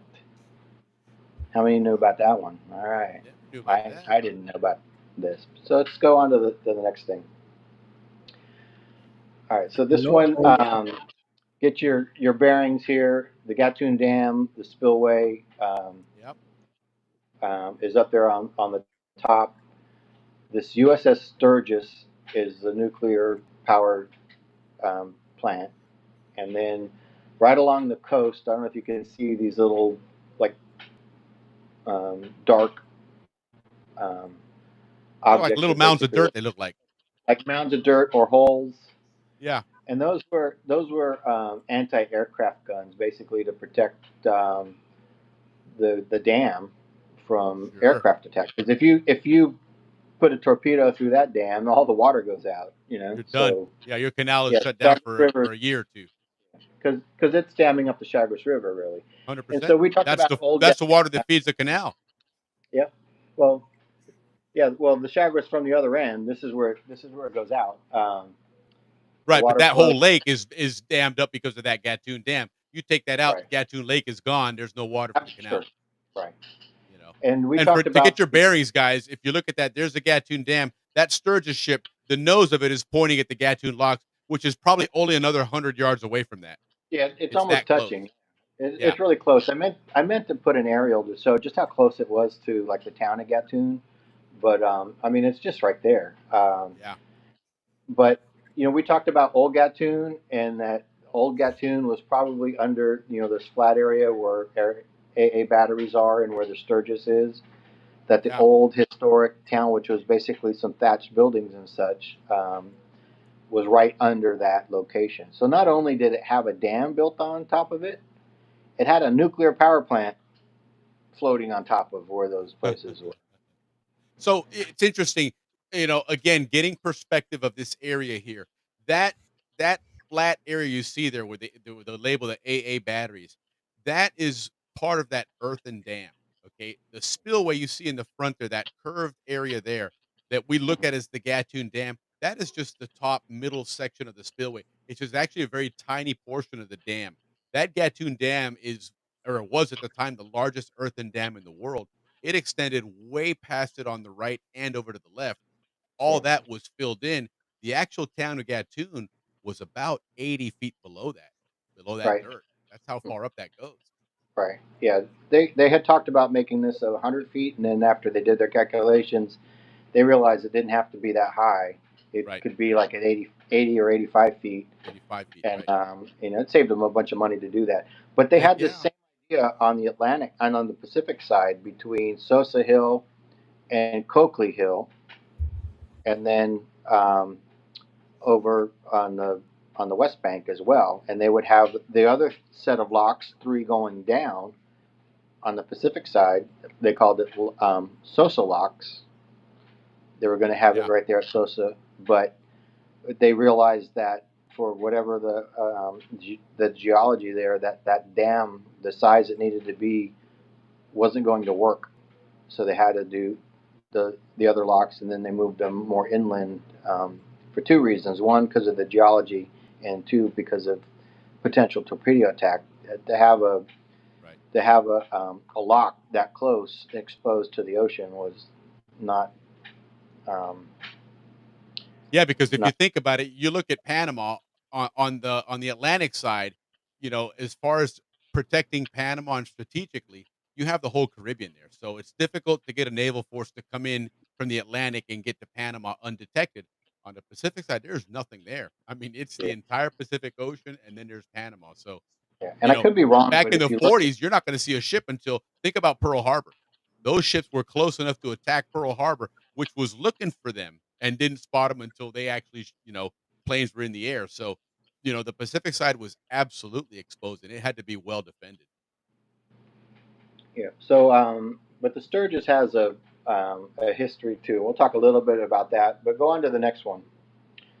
So this one's a little bit different orientation than we were just looking at, but the resolution isn't all that great either. But you can see right in the center there's a title called Gatun Dam, and then on either side of it, the Battery 7 and Battery 8. So we were really looking. What I had labeled was Battery 7, and then the locks is just to the right of that.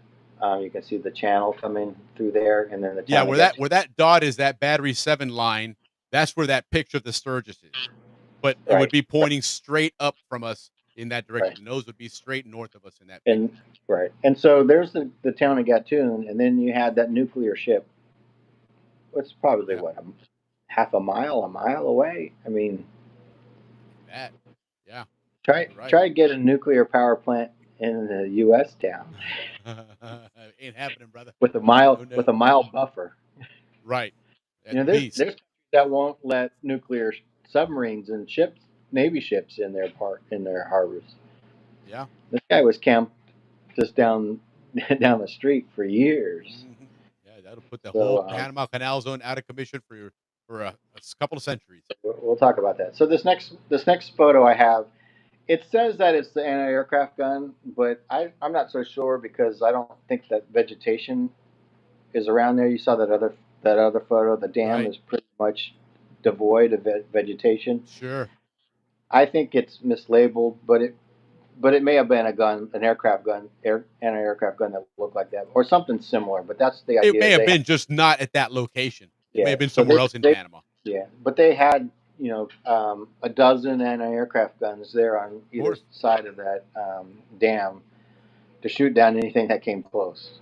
We got to remember And they back in also the had, 40s, you didn't have the accuracy you have today. So yeah, everything was in numbers. You had to and have we 100 talked guns about up it, there to hit but one plane. they also had these like piers in front that were to prevent torpedoes from hitting and Yeah.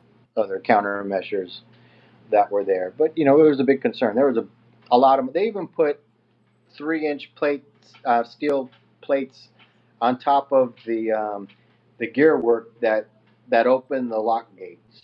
Because they originally Wow. they were you embed it in the concrete, and just like any manhole cover, maybe it's a half-inch thick or whatever it is, piece of Right. metal covering it over. But they said that won't survive a bomb, so they retrofit these 3-inch thick steel plates on top of those mechanics to protect it from bombs. They even put what I read was that they even put a window. Remember like a Balboa pool? They had that window in Yeah. the centerpiece where you could Hmm. go down and you could look into the pool. Yeah. They had a viewing window so they could look at ships to see whether or not they have bombs attached to the bottoms. Isn't But that interesting? what I read, it said the water was so murky. I don't know that anyone could ever see anything. Sure. That's true. But anyway, Huh. but there's so much they did for canal defense. So the next one here kind of shows on the top. You know where those steel plates are today? All right, where are they? Those steel plates. They're probably at Cascadas Lodge. They're downstairs. They're in my bedroom. I'm sleeping on them. No. They're used as ballast for the Man Model Center in Summit. We have miniature 1/25th scale ships that we train in, and they use that to weigh down the ships because they're made of fiberglass. So they're heavy with a small engine, so you get that realistic effect when you're training there. Slow lurching effect. What's that? I don't know what he said. No, I was just saying, just a nice slow response to it, like a real full size ship would. But it's interesting. Something from World War II is still being used today, to help train a new purpose. Yeah. Resourceful. That's something I didn't know, but that's why we talk about this stuff. Yeah, because exactly. everyone knows a little bit, That's and then you add it exactly all it. together. You got a really good story. It's a community that's history something- show. Yeah, that's really cool. That's a great picture of the Gatun locks. I mean, the Gatun Dam, right there Yeah, next to the ocean. Yeah. you can see it, and then you can see like those kind of like fort-looking cutouts in the topography up. So I Yeah, would imagine up at the that's top side. where the guns were. Yeah, I can see other pictures that show buildings there and stuff. And then I'm not sure what the berm is in front. Maybe that was part of the torpedo stuff. I know at some point I've seen like those round balls, the steel Yeah, balls that keep like boats from getting too close and those types of things. I imagine sure. they did different things different years. Um, Yeah, because I mean, you could even sabotage. You know, you're looking for right, submarine, and some guy in a pleasure boat loaded with explosives pulls up right, to that dam. Same issue. right. So the next one kind of shows the same type of thing. You can see like little some type of earthwork happening on the top Yeah, there where something was, and then correct. some type of device going across.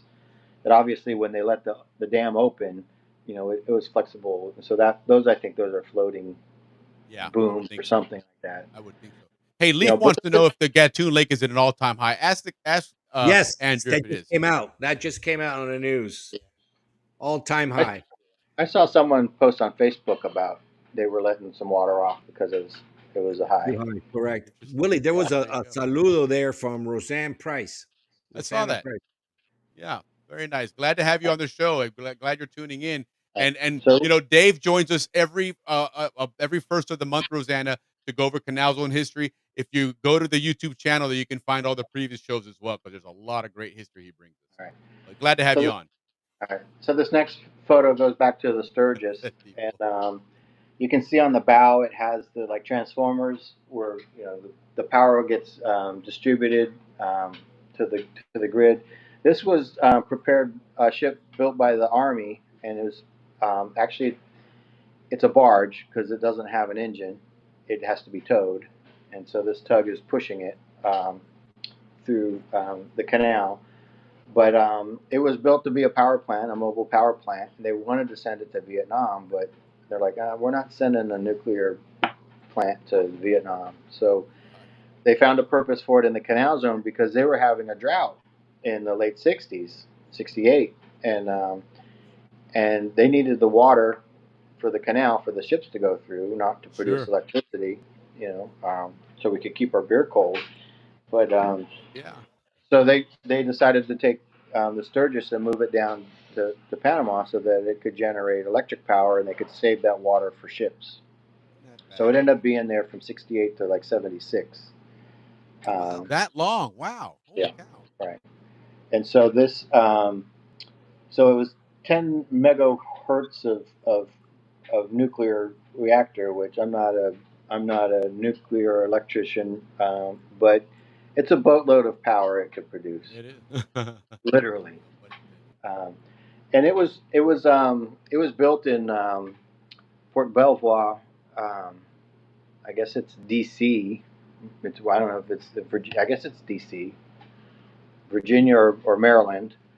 Um, and this was also part of the Manhattan Project. The nuclear stuff that they were working on with with the H bomb. This was kind of one of the side projects that was these producing this barge. Um, but what they ended up doing is they took an old Liberty ship that was used in World War II. They cut it in thirds, built this reactor, and placed it in the center, and then put the front and back on the ship. Wow. So they retrofitted a ship, but basically they just Put a new middle section in it. a brand new middle section. So it's not like they retrofitted an existing ship. Right. They built it special purpose for the nuclear reactor, and then assembled it. So then we got after they decommissioned it. This is a picture of it, and I believe it's in. I don't know if this is in Galveston. Um, or it's in Baltimore. Right now, it was mothballed in Baltimore after it was decontaminated and stuff over the years. I don't think it's in. I think it's scrapped now, but it spent some time in Galveston. So Andrew was in Galveston going to Marine school, so he might have seen it in I harbor don't there. recall. Yeah. But so that's kind of what it looked like, kind of nondescript with nothing on top of it, but all those other electrical components had been placed on it before. So this is the reactor Okay. that was in there, and it had these rods, and those rods had to be replaced every year. So not only did they have a nuclear power plant, but they also had to replace the rods. And if you've ever watched this TV show called Star Trek, you know how they're always pulling the rods out, and Yeah, right. they're going to blow. Yeah. This could have easily been something pretty bad. I don't know if In the anything ever Enterprise. happened, if they had any leakage or steam releases, or we'll never know. But it's nice to know that it was sitting on our water supply and right next to our Yeah, friends right. and neighbors in Gatun, Margarita, and all that stuff. That's amazing. All right, so if you ever watched the show Get Smart, Yeah. Yeah. Favorite. you know how they had that cone of silence, and Yeah.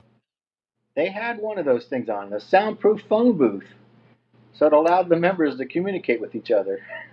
I guess it was so loud in there, they had to go into this room That is so bizarre. I guess so. to I be mean, able it's to just go in one there. big I just thought generator. it just. I imagine it's got a I looked at constant that hum and going. thought, Get Smart, So that's Yeah. old kind Well, of- we had that on our ship Oh, too, did you? in Okay. the engine room, so you could hear, the orders from the bridge. We had that same here, where you listen. So, Yeah. so What is Andrew, I it? guess that's common in Here, a ship. You get a lot of the noise resonates in a ship, huh? R-E. Yeah, they're all the same. All right. So I don't spend time on Does the it ship. say that on yeah, there? it does say it. It says Oh. here. H-E-A-R. Yeah. H-E-R-E. I'll never forget that. We had here. Yeah, we had the same. All those ships. I think it was in Baltimore. These ships were built in Baltimore. I think at the Bethlehem. Could be. Yeah. They built Shipyard. a lot of ships there. But, All right. So this is they're removing the reactor. So just kind of showing you that it served a purpose. It was Sure. built not intended to serve the canal, but that was its only useful Plan B. plan. Dave, plan I got a service. question. Where Yeah. was that ship located when it was in the canal zone from 68 to 76? I showed you. It was parked right there by the Gatun Dam. Oh, yeah. Okay. And you think about it, it would make sense because if it was there to provide an alternative power source, because Yeah. the Gatun Dam, the hydroelectric is provided Right. power, Exactly. right? If you got a dry season, you're out of water, you don't want to be running water through that dam right now because you want to preserve the water. So Right. you put the ship there because you still have a natural hookup out of that hydroelectric dam. So it makes sense to run the power right there. You wouldn't have to set up anything else. And it would be hard to hook up to Got that it. dam. It'd be hard to hook up to the one at Miraflores because there's not really a lake right there where you can park a boat. Exactly. No room for that ship to park right next to it because you literally had to be next to it to connect right into that power source. Yeah. Yeah, and you can see some images that I've signed. You can see the cables coming across from the ship coming onto the shore from That's there. great But yeah, history. he's I right. don't think anybody in Panama knows that there was a nuclear reactor parked right in the yeah. canal zone There are. I've talked to some friends that knew providing power. worked on the boat, and then they would pass by it in their boat.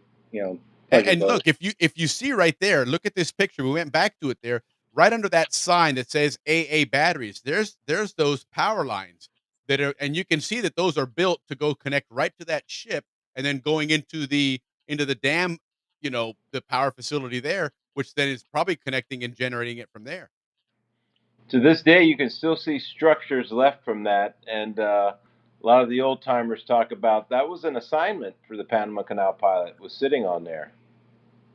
Interesting. You just sat on the ship. Yeah, they just sat on it. In case of Government gig if I ever heard one. Going to sit on the ship and do nothing. Right on. And do what? It ain't It ain't going anywhere. Hey, I read a lot of things about there were so many GIs and stuff in Panama during the war, and they had all these anti-aircraft batteries and guns and stuff in remote areas. They didn't even have roads really to get to them. They were bored out of their pants because there's nothing to do. You can't get Never anywhere. came You're close to it. stuck in the jungle in the middle of nowhere. Yeah, They're like, you get your combat ribbon, man, and you were so far from combat it ain't funny.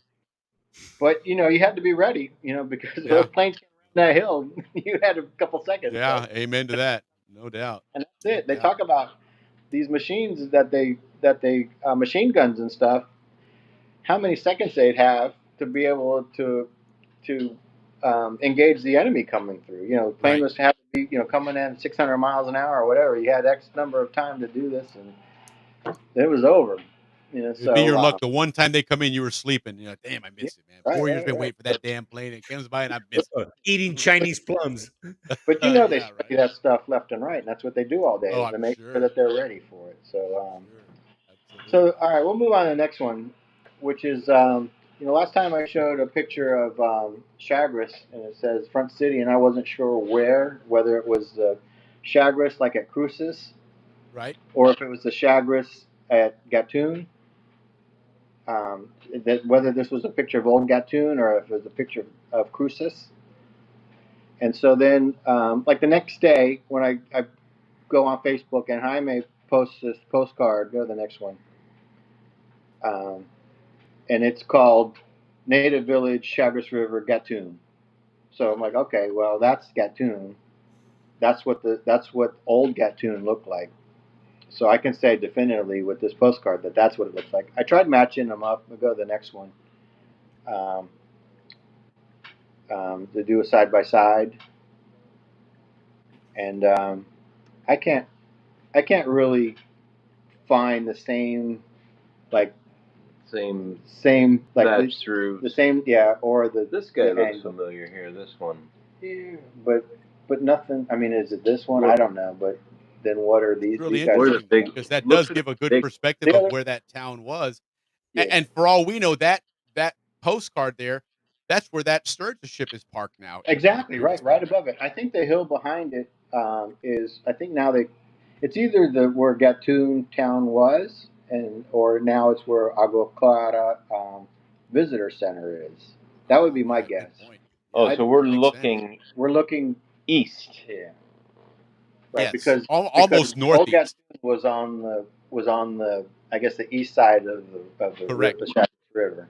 Correct. So it'd be looking towards where the canal is and Gatun was, and so I guess there's a reservoir up there called Agua Clara. I don't know if it's called Tiger Hill or one of those things, but that's my guess on that postcard. Is it's looking back towards New Gatun area, and that's the high ground that you see now. And this would be basically underwater. And then when I look at the other picture on the left, the huts seem like they're lower, like closer to the water, and on the one on the right, they seem like they're more elevated. So I tend to think that the one that I showed you last time was actually Cruces, or maybe even Gorgona. But the other thing it could be, Dave, is remember the Chagres River rainy season swelled up quite a bit. And on the picture to the left there, you could almost see where there's a water line that's receded. Sure. Right. And so I that don't know. may be a dry season picture, and the one on the right is more of or vice versa.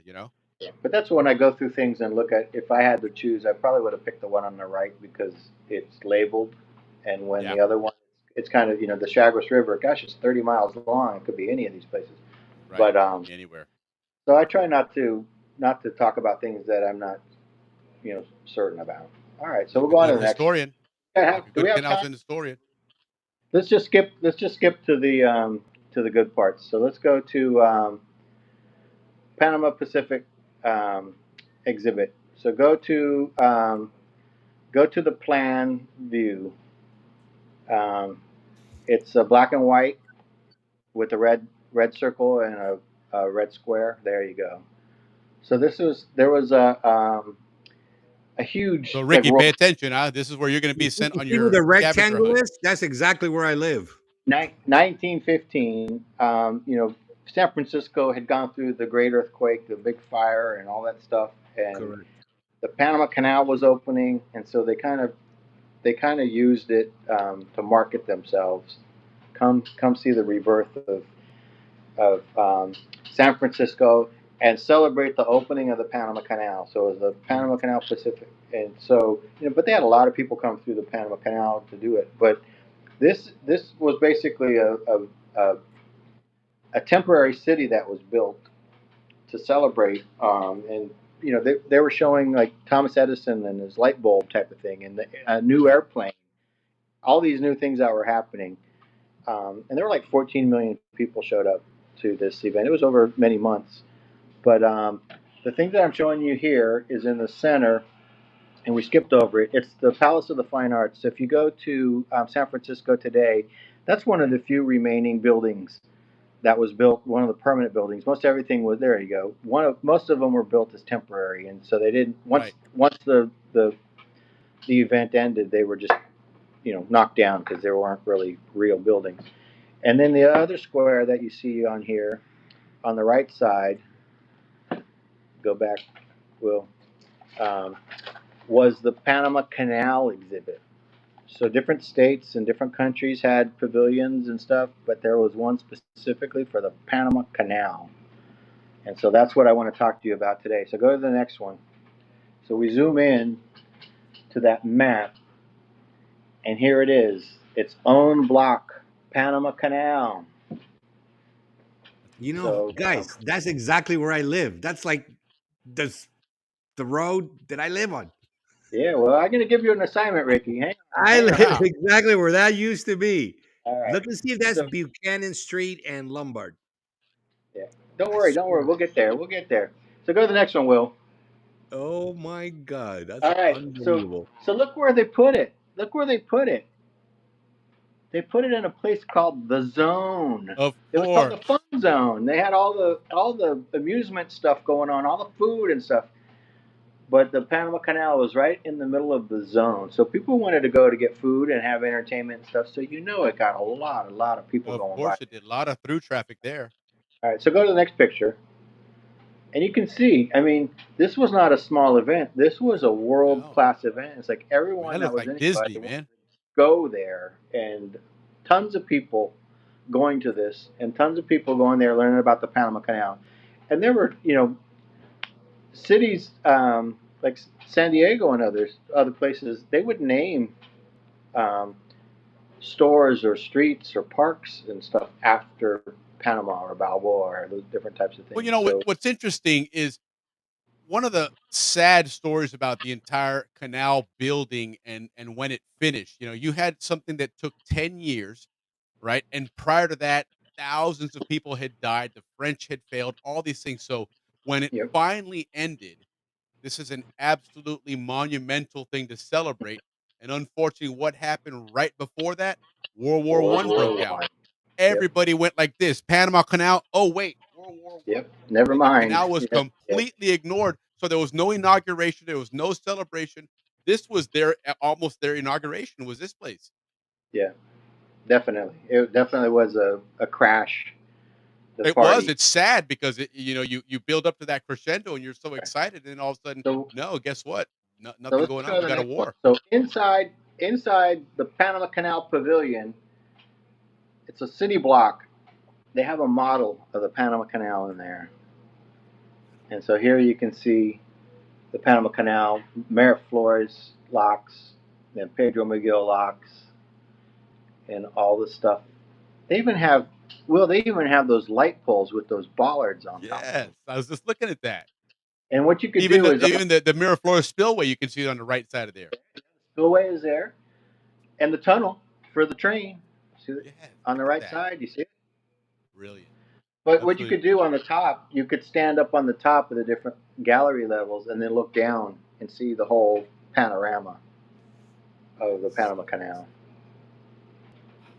That is Why didn't amazing. we have that? How come they didn't pick it up and send it down on a ship back to us Right. to play with it? Andrew could run his boats through there. Heck yeah. Come on. No, We definitely never look learned at about this in school. So here's a postcard. Go to the next one. A postcard from the event, Panama Canal Zone, San Francisco Exposition, 1915. So you can see the spillway in that one Yeah, as sure. well. That is But you can't tell awesome. that with this one that there's a building wrapped around it, looking in Right, there. right. You know, so that's what I find amazing. They built a whole building just to see this, and then some other some images I found in the next one. The scale model at the fair, and this is And showing look at one the of label they put on it: Panama Canal on the zone. Yeah, you can see the spillway there on the right. Yeah, Yeah. it's so cool. That's really cool. Right. The zone. So then they got the scale model. It's not a very high quality image, so we go to the next one. And then they even had, you know, if you're familiar with the Canal Zone, in the center is the Darien radio towers. Yeah. And so for whatever reason, I guess they thought that was something cool to Sure. show. But if you ask many Zonians where the Darien radio towers are, they say, "What are you talking about?" Right. but apparently it was enough to be a postcard from this event. But You know, Jaime Massot has a book on that Darien radio tower, on that whole Darien radio station. Yeah, it's very Got an important. interesting I book mean, on it. they needed Where are those towers? Darien. Huh? Darien, not where they are. Summit. They at one time we went ashore in the lake at Buoy 69, and the buildings are still there. We're going to go out there. All right. And you'll find, you know, the generator house. I think it was right there, right off the tracks. Right. And you can see the tracks in this image here. But anyway, we got to go, Andrew. We're running way behind. Okay. So next one, the one with the circle on the top. That's the pavilion. All right, Ricky, does that look familiar to you, where you might be able to place your house? No. Oh, where that rectangle is exactly where I live. That's So amazing. I You mean, live right that's on top of the that's pavilion. about 4 blocks, you know, but I'm within that rectangle where I live So today. we'll go to the one that shows the street. None of those buildings survived. The only reason the one did survive was because of the architect that did it, Dr. Ralph Maybeck. Always He's got to like have the an most architect famous story, there, don't you? Yeah, Every time you Californian got to have an architect architect. story. Go to the next one. The street view. Next one. Right there. So Yeah. Ricky, That's by my house. That- So you see where that park is? Just go on the left side. Just go straight down. And I live 2 blocks from that. From all that. right. So your assignment, Ricky. You can see the Panama Canal Pavilion building. I've outlined it generally where I think it was, right on that block. And See what then says the open Lombard, part, right? the open part, like in between first base and the road, is because now it's a softball field. Yep. Is where that model was. So your job between now and next time I come on is you got to go out on a softball field and you got to stand in the middle of it and get a photograph of Absolutely. standing where. And if you don't mind, Ricky, I live 1 block away from that. so then do this. Since you're so cross close, the go there street in the and I'm middle of there. the night and dig the place up a little bit and see if you can't find some artifacts. No, you can't do that. But yeah, that's called the Marina District. That's where I live. Shit, unbelievable. It's right there. I live right across the street from it. Yeah, so anyone standing on first base is basically in Gatun. Wow. Yeah, right. That's look at that. Good call. It must make sense why I've lived here for 20 years. Yeah, it was in a this draw. You neighborhood. didn't realize what it was. Because I've been living all this time in the Canal Zone. Right. So now everyone's job, the next time you go to San Francisco, is you got to go and stand on first base. Let's do that for sure. Yeah. Get your picture. Heck yeah. Ricky, get your brother and sister. Hey, You guys man, stand there and Andrew, remember that Japanese restaurant we went to, that sushi place we went to? Oh yeah. It's on the back side of that. Right on the back side of that. But that was in your old apartment. Yeah, Wasn't well, I'm that still there. I'm before still we there. were? Ricky didn't want to go far.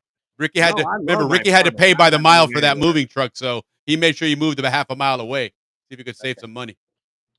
All right. So the last one, Will, this image, they had a parade. They had another float that had a model of the Oh, there it is. Okay, I was wondering what that was. Okay, cool. Hard to see, but that is a float of a model of the Panama Canal. It's going to be a much smaller model, but basically, I'm sure it said, "Come see our pavilion." Yeah. Here's a taste of it. And some of the other things that were in the parade. The next one is the Liberty Bell. They brought the Liberty Bell from Philadelphia over. The real one. The real one, yeah. Wow. And Statue of Liberty and stuff, and so it was up there with some of these U.S. icons in this parade. Sure. You know, so So it was a in big big company. right. And then they also had the next one is that they also had an expo in San Diego, and you know, there's a lot of things in San Diego named after Panama and Balboa and stuff. Yeah, and you can see But from that title on that pin there, it says Panama Canal Completion Exposition. So yeah, again, this was to celebrate something that they were unable to celebrate because of the war. right. So I think we're gonna end it there for the Yeah, evening. this is great, and Ricky's got himself Great. some marching orders. We'll definitely Yeah. want to get something there. No, That's cool. that was a Yeah. good Yeah. one tonight, guys. Rick, I got to correct you on one thing. It's Me? fifth, fifth generation. There you You're go. fifth generation. Oh, Fifth. yes. Got it. So Yeah, before the canal was built.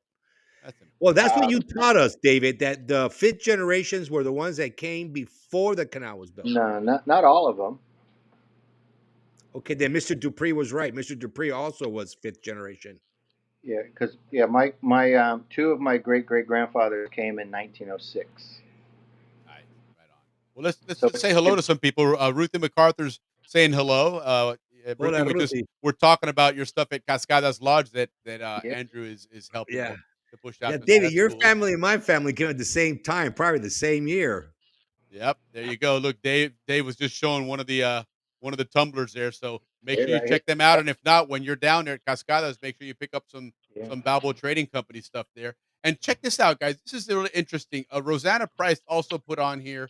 Let's start with this one here. Thanks. I have 11 cylinders of slides. Need help to develop and share. My dad went there in the Navy, met my mom and married. He was a locomotive operator, retired. Well, listen, reach out to me, private message me, Rosanna. I'll see what I can do to help you out with that. That would be really cool.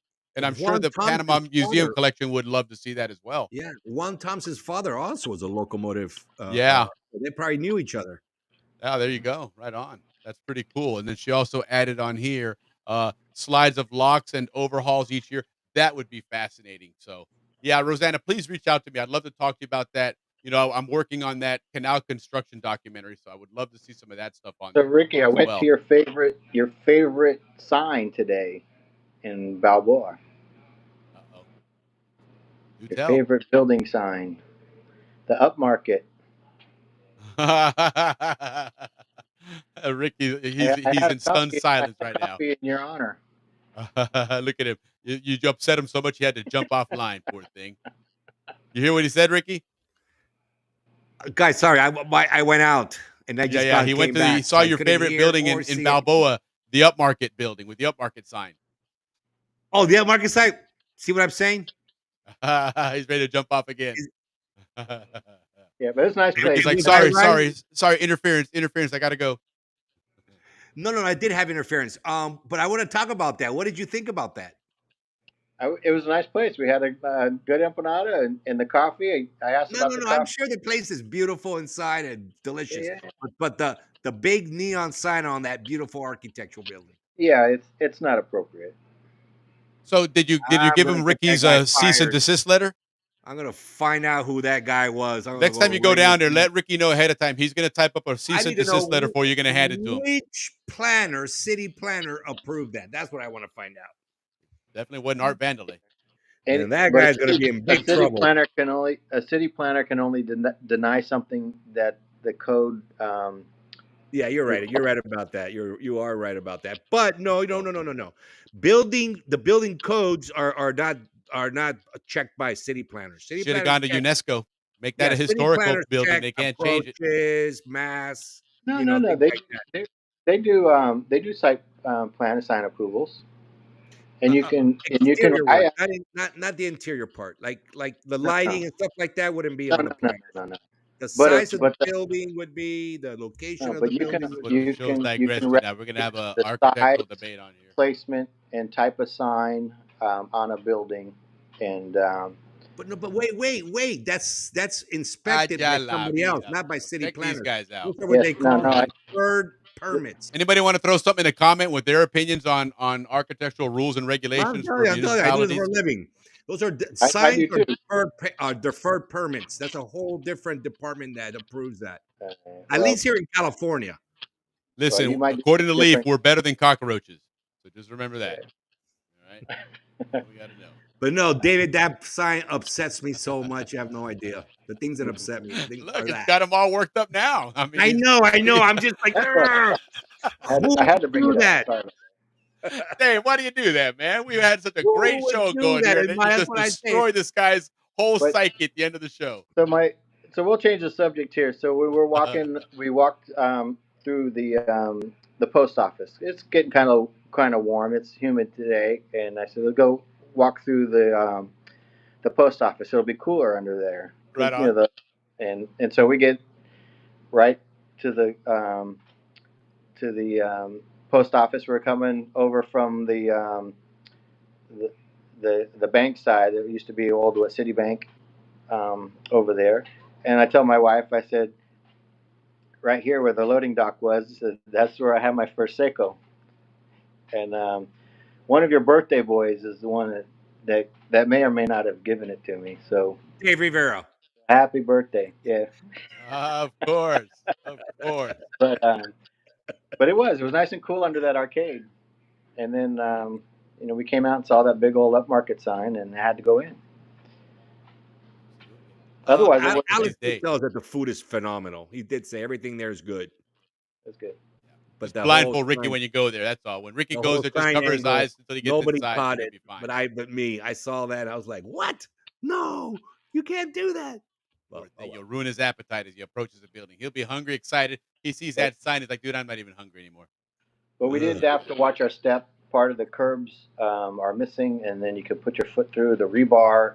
Manholes are missing out of the street, so I feel I fell through a sorry manhole. for the in moped that Panama. through I there. fell Oh my through a God. manhole. You fell through a manhole. You put your sister out a window. Lord have mercy. No, I fell through a manhole. I cut my leg pretty bad. How do you rush to the hospital? A big gash. And that's where Adolfo Tink. Ended up at Adolfo Tinker, a Zonians hospital. And up here in the States? No, in Panama. Okay. Interesting. Wow. At the All right, guys. JWB. Well, listen. Yeah. So, Dave, listen, awesome show. Went long, but it was very enjoyable. There was a lot of cool stuff there. I looking at those angles of the Gatun lock or the dam especially is really cool because that's a big component of that whole canal construction is damming there that was a whole- Jaggers, man, and it's a There was a giant whole dam. section. Wallace, I think was his name, was in charge of the dam. That was like a special project. 100%. It was almost a separate project from the canal. Right. Yeah, because without that, Good forget history. about it. You don't good get that history. water. I am sure many people in Panama, high percentage, had no idea we had a nuclear reactor in the canal. Right? Isn't that cool? All those years. That was very interesting. Well, Will, you had mentioned this Social Security pension issue. I brought up that issue a couple of times in the Canal Record Society. But reading through the history, the original canal diggers didn't get any type of pension. Basically, the job was done. They sent them back to the U.S. to go find a job. Thank you. Here's your Roosevelt medal. Yep. Go home. Your medal, couple dollars, get out of here. But then in like 1921, Congress decided to pass a bill that gave everyone a promotion and a 75% payout of their salary for retirement. Wow. But it only applied to the military that worked on the canal. So that would be like upper management. Yeah, I mean that Goethals would get a promotion, right? But Stevens or not these. Sorry, Stevens, that's what you get for quitting. And so Goethals and Teddy Roosevelt had to write like letters to Congress saying, "Oops, yeah, this ain't right." This ain't right, because there were civilians that worked just as hard as these. In fact, they harder. I mean, they're the ones that were doing the digging. Goethals writes that what he did is that on the Atlantic side, he basically had a lot of military men, but on the Pacific side, a lot of civilians. And he made a competition. It's kind of where this Atlantic Pacific side competition comes in. It's kind of like, okay, which side can do the most digging, or which one can do the most. It was it was like an internal rivalry Right. between the And I'm two. going to go out on a limb and Hey, say the Pacific these side probably guys won. are digging faster than you are. So it's like, all right, come on, guys, I would let's think go, so. let's go. But he had to say, I'm paying this military guy like 14,000 a year, and the civilian guy's getting 10,000 a year, and now you just gave the guy that's making 14 a Gave him a pay nice increase pension. and a retirement. The other guy is just here's a lump of coal for you. Yeah, here's a medal. So getting a pension, I guess, has always been a sore spot for Zonians, because I think they've always felt kind of shortchanged. Interesting. So now Even with this even bill, though others will say that we had it much better than others, but it just goes back. It can go all the way back, and they talk about their treatment. right? Interesting. Well, hopefully, fingers crossed that it'll get past that last hurdle of getting through the Senate, and then they sign it and get these Yeah. people, that or avoid taking away some of the money that they're supposed to be. Right. That's really what's going on, if I'm not mistaken. Yeah, This bill will reinstate what they're supposed to get, correct? That's right. Okay, cool. Right on. Cool. All right, guys. Hey, All right, Dave. Listen beautiful, man. again. Thank you so David, much for joining us. Thank you, David. We Yeah. totally appreciate. And a lot of people in Panama do as well. You are providing us with history that is not even being taught in schools or anything. Oh, without a doubt. Yeah. And I'm We hearing a learn lot of every people time we learn appreciate something absolutely new from this. appreciate your time, David. I was hoping to Yep, give and- you that assignment to go to that park last month, and then you had all your family there for Thanksgiving, and you could have taken. Yeah, they're still here. But I'll go tomorrow. I'll go tomorrow, take pictures, and send them to you. I'm Yeah, telling you, no, David, and I live take across the them street. too. We'll have a little Royo Canal Exposition gathering. Yeah, no, guys. You can wear your unbelievable, but it Puma makes or Macaws jersey. Yeah, there you go. There you go. Wear no. some Canal Zone stuff, man. At the football game on Sunday? Oh, at the no, when I go to the park. Okay, when you go to dig up first base. Macaws, or are you on Pumas? I was Macaws. He was Macaws. All right, I wear Macaws jersey. There you go. Oh, I wish I had my gotta Macaws jersey. I don't have I it. got to find a green shirt like that with yellow lettering on it. Yeah, Or have one made. Totally makes sense why I live here now. Totally, because I'm into the spiritual stuff. I'll tell you what. There's a reason why I live here 20 years. Now I know. No doubt. Something drew you there. Because I live exactly where that exposition was. I mean, right with that rectangle you drew, that's where I live. Yeah. Well, Dave, Vern Couturier says for you and Stacy to enjoy your time in Panama. Absolutely. Have a great time down in Panama, both of you. Thank you for everything you do for the show. We really appreciate you. If we don't talk to you before the holidays, have yourself a Merry Christmas and a Happy New Year. But again, Dave, thanks for joining us. We will see you in 2025. All right. David, gracias. Later. See ya. See ya. Man, that was pretty cool, Ricky. That was I love that guy, man. That long guy loves segment, those but a golf lot clubs, of fun. It was really cool to learn those things. This is Yeah. what we do, guys. We on the show. Rosanna, thank you for joining us. I'm really glad you joined us. I hope you watch our previous shows. Like all I said, you they're all on troopers out YouTube. there that stayed with us 2 hours, 42 minutes, 43 Yeah, it minutes. was fun though. But you know what? You like anything else, when you're having a great time doing this stuff, it's Yes, it's and just we are fun. recording history, people. We are recording history. are. That's why it's very important. We don't mind how long it takes. I know some people out there might think it's long, but for us, we go and go because of what we're doing, recording history. Yeah, no, without a doubt. It really is all of that. But I'm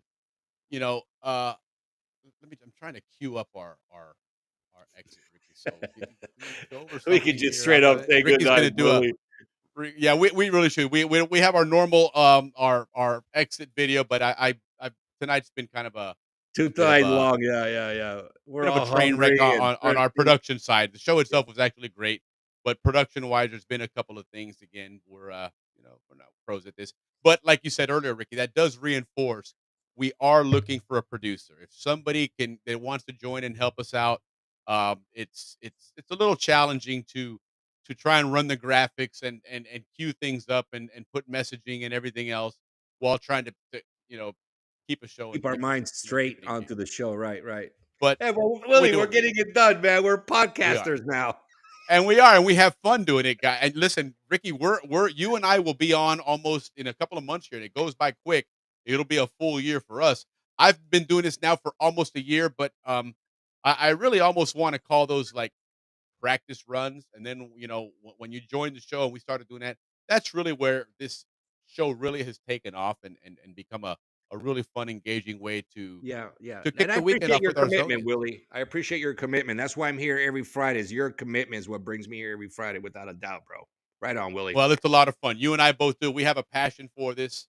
It really is something that we're both, super, super proud of doing. And so, that's why Yeah, we like today was doing this, show right? 45. We got 45 more to come without a problem. Yeah, man. It's look, and they're all starting to come along great. I mean, everything about these shows is it brings back a lot of really cool memories. And that to me is what what I really like the most about it. Is so much Está bien. cool history. Um, Hermano, thank so you. I anyhow, gotta listen, go. everybody, thank you guys for joining us. Have a great weekend, everybody. We will see you guys next Friday, 8 p.m. Eastern time, happy hour at the Balboa Yacht Club. Ricky, it's kind of weird not having you send us off here with some music in the Well, we're background, gonna but sign off like they do on the news. yep, Good night, signing everybody. off.